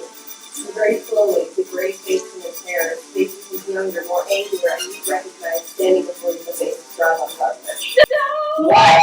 What? Oh! What? What? I like you, but I hate you, but I like you, but I hate you. And he's going to make 2 attacks against you. Oh my god. Poor Christy. We like sleep. He was asleep until you left him alone in the castle.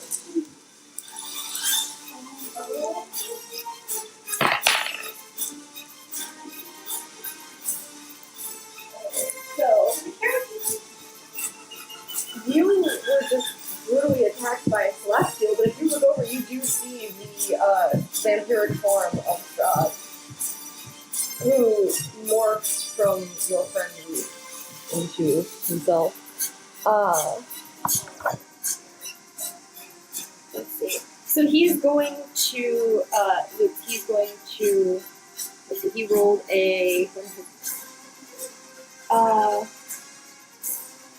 that's a 27 to hit, and that's a 24 to hit.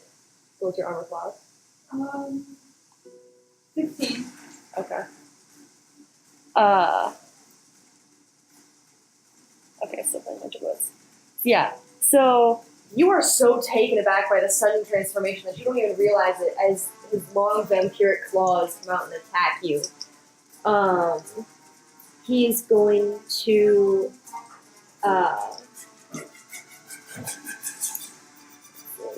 instead of dealing with, does it still do the necrotic damage? Okay, well, we're going to roll some necrotic damage.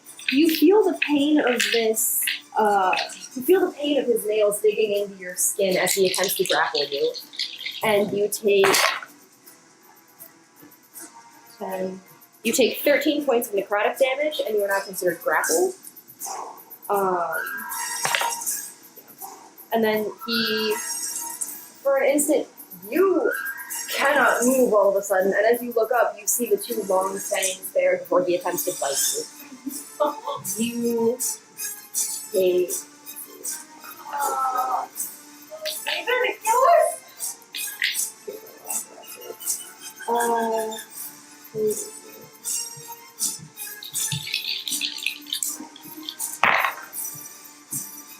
10, 12. You take 16 points of necrotic damage, and your hit point maximum is reduced by 16.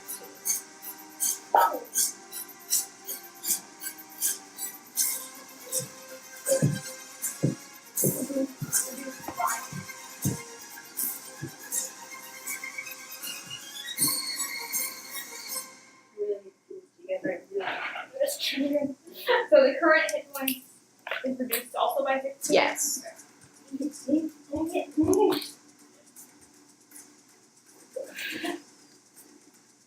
Why? Yeah, he didn't do a lot of damage in that turn.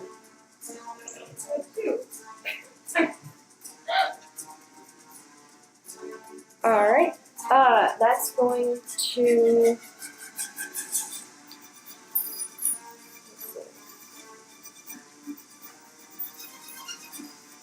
Yeah, that's going to end his turn.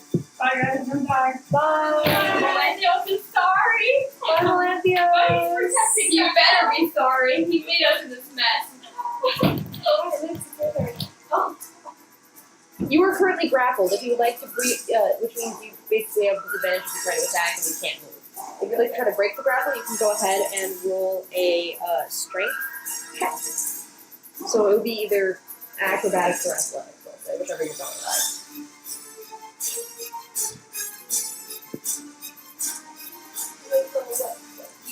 Mm-hmm.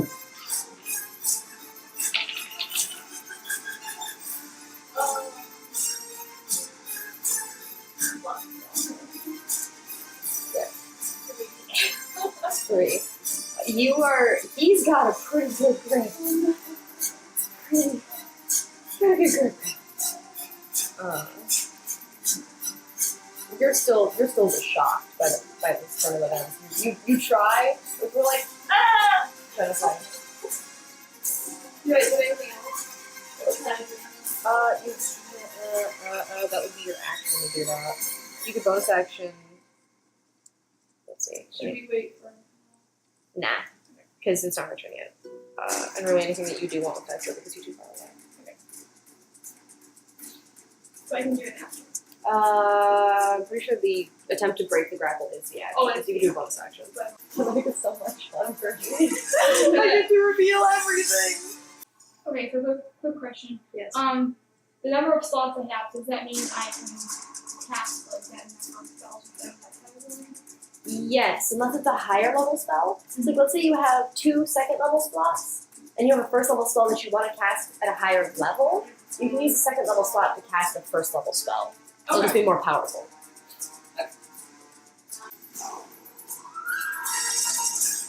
Ooh.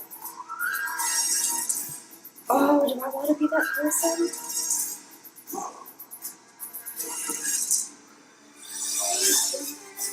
No. What's 8 plus 5?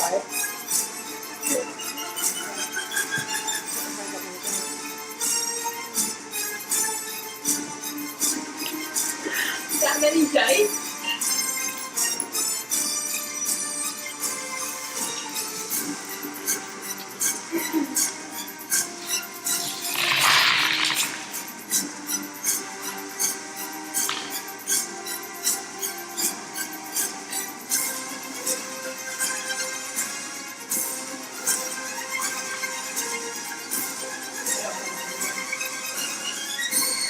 How many more do you need? Let me see. I have 1, 2, 3, 4, 5, 6, 7. I have 7. I could roll these twice and roll another one, so it's easier to have them all at once. I could roll some d10s if they go higher than we roll.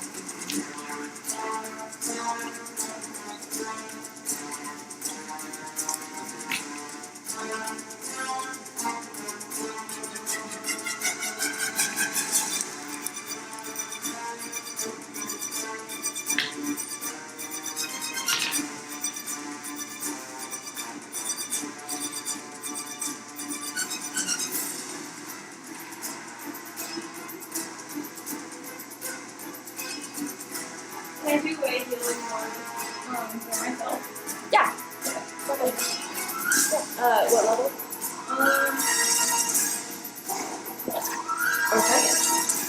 Okay. So go ahead and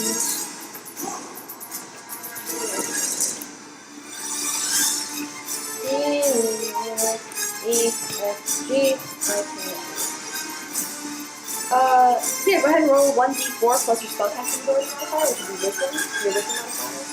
Yeah, roll the pyramid with it's just a pyramid. Literally, yeah, literally a pyramid.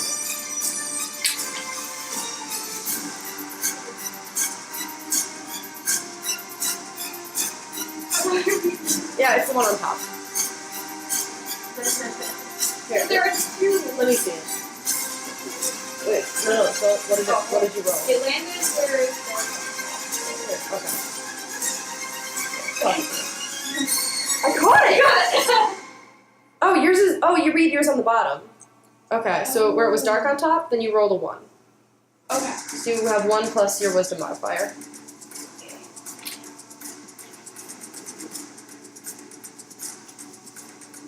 Five. Okay, so you heal yourself for 6 hit points. That's bad. Alright. So, top of the round, Akira. You have a terrifying, angry celestial in front of you that has taken most of your attention. But you also hear Luke's wolfish alarm yell as he is being attacked by Strahd Bonsarovich.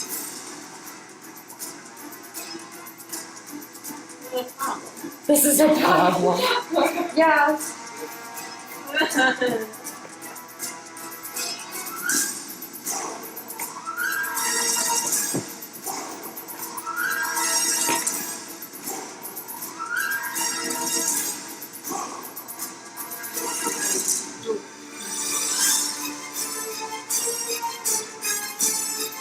And Luke, as you do that, as you heal yourself, ooh, don't you know? Ah! Yeah, I'll have him do it now. Nah, I won't. Never mind. Okay. What do I see with the situation? You see him literally being, like, held specifically so that Strahd can get better attacks on him. Like, he's being grappled by a vampire. I'm sorry. I don't know why they hit me so hard. Like, I don't know how else, like, it's a condition, like, he's Grappled literally... by a vampire. Yeah, he's being grappled by a vampire, like... Okay, I'm just trying to read something real fast to try to think of. You are currently in melee with our celestial friend. If you try to attack Strahd, you will have disadvantage.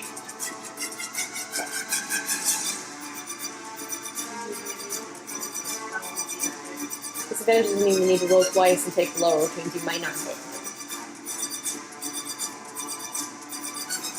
I'm trying to figure out these things. Oh, you're a sorcerer point? Oh boy. Fancy! I'm serious. Let me flip to that page and I can help you with Okay. that. What you could do, you could disengage from the Deva as an action. Use your sorcery points to turn a spell that costs an action like Firebolt into a bonus action and cast it at Strahd.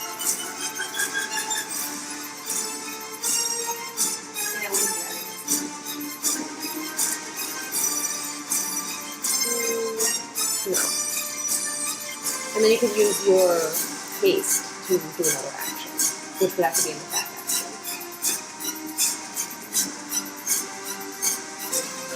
Alright.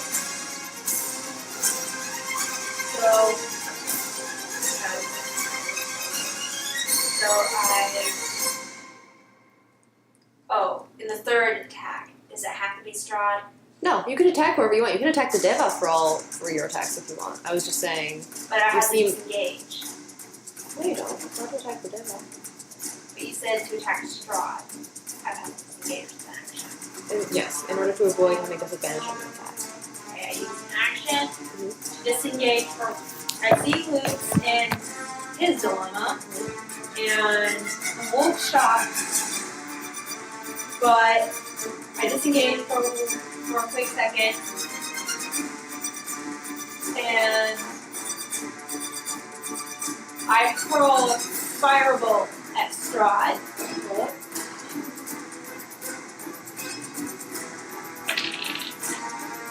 Oh! I feel like we're all rolling wasting time. You focus and you feel the energy crackling through your fingertips, the flames lifting off your fingers, and you shoot off the firebolt. But unfortunately, it's really hard to tell where Strahd ends and where Luke begins. Roll advantage.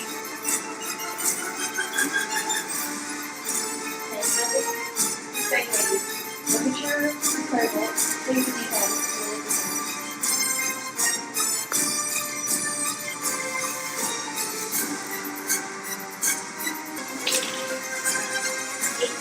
You take 8 fire damage as a streak of flame flies into your side. 0. Well, crud.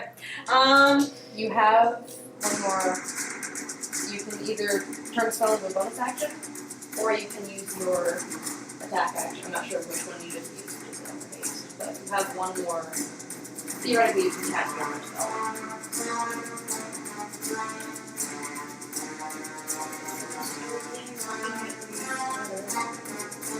Actually, he's looking at straw. He's not looking at you.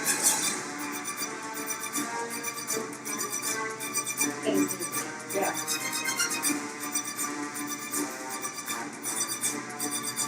Can I cast spell once? I use sorcery point. 2 sorcery points. 2 sorcery points.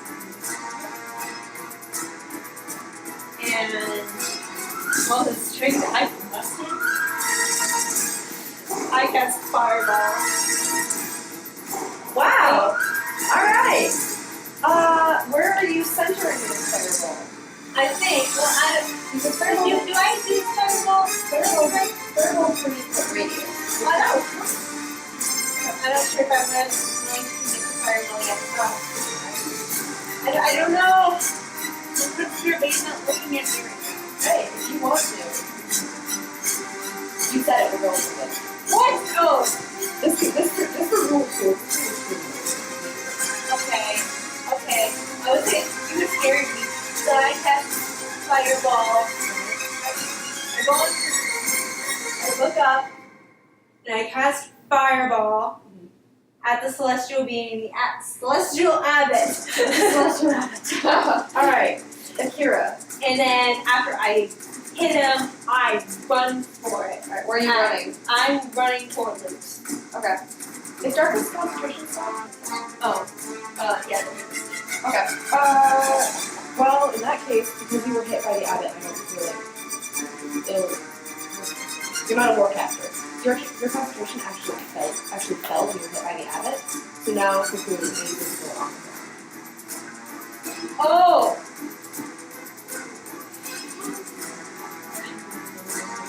So you can either run back towards Luke's and Strahd, or you can run towards... Or you can run left to right. I didn't mean it.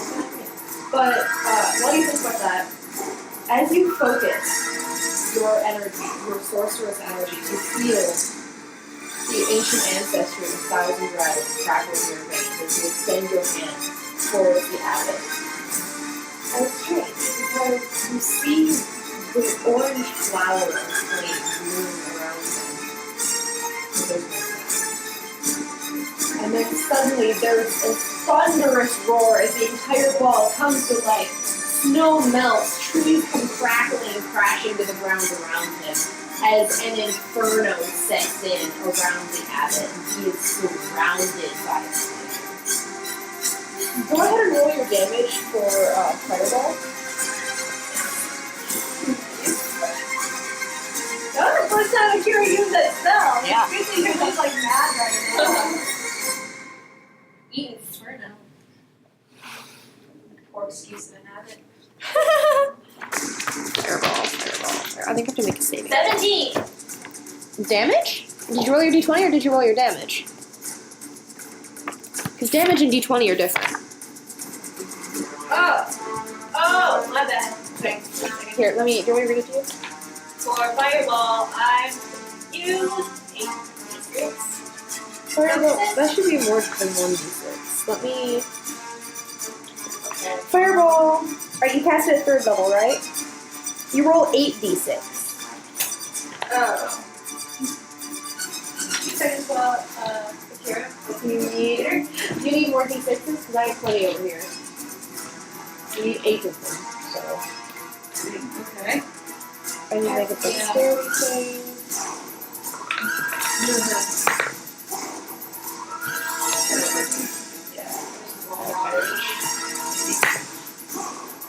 Alright, so he does make the save.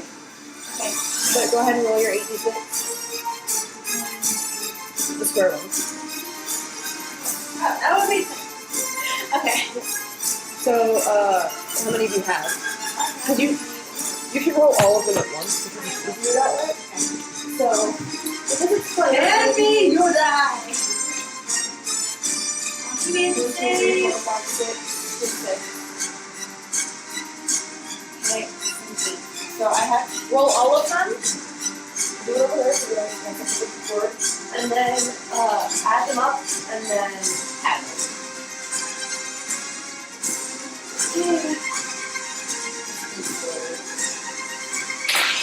Yes. Akira packed a punch.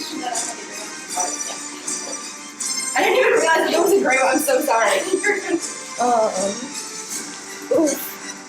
It takes 12. Alright, so. Okay. Alright. Cuckoo. Oh, and then you will run. Yeah, I'm not really. I think I went back for Cuckoo, right? You're able to make it to me. You should make it past me today. No, I'll take them off. I'll try to take them with me. And I wouldn't make it past this lunch. You're good about Sarah as far as this is That's all you can really do on this. Oh, okay, so I did. Cuckoo! Just make your second death saving throw. That's a 4. Alright, one second.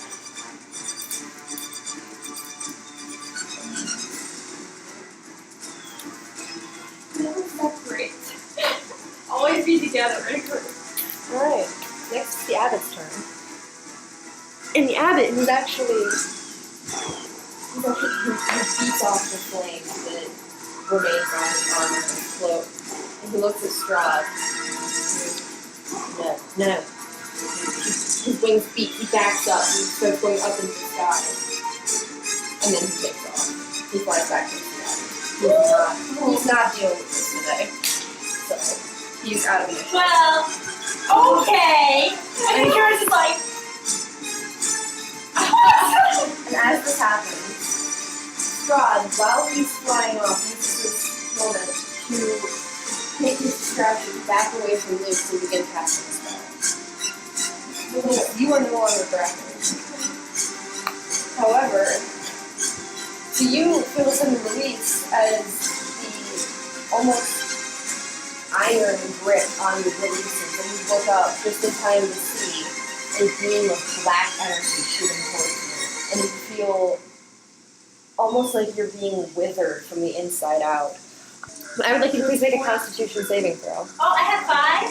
I have 5 full saving throws. You have 3 now, but yes, you have 5 total. Yeah, roll your d20 and add your Constitution save modifier.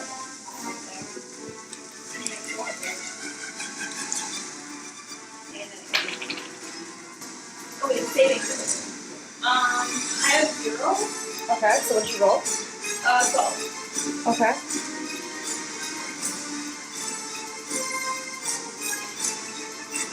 Oh yeah, this is the one with all of it. Okay. So you feel this sudden, intense, withering feeling. It feels almost, your heart almost stops for an instant as the blood seems to dry up inside of you. Oh, it's too many dice for my hands. Okay, so we roll that one.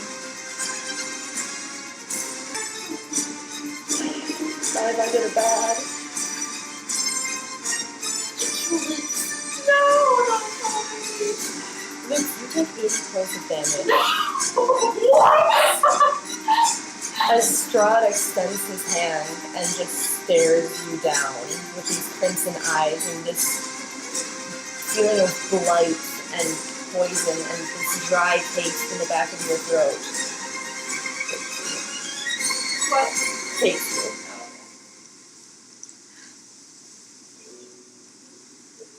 What's your hit point maximum?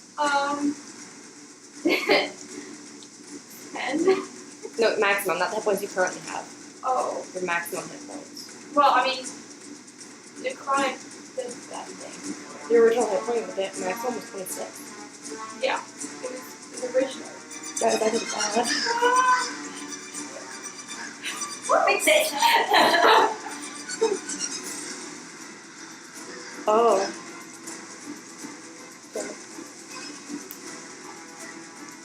As Luke falls to the ground, Strahd walks over, flips the cloak out of the way, searches around until he finds the holy symbol of Ravenkind,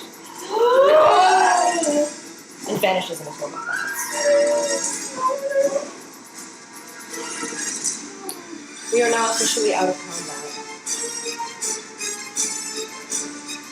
Am I alive? You can go ahead and make another Oh saving man, throw. Akira's the only one conscious! 11. Okay, that's a success. Does he like stutters to life in their hands or something? No. Akira, what do? You're still hasted. You have an unconscious party member in your arms, and you have a fallen comrade. Oh dang. Oh. Can you say me? Can you say I don't know. Don't hope anything yet. Okay, remind me of what that book did. I've been reading that book. That book is to help you. Dang it. Okay. It increases your constitution score.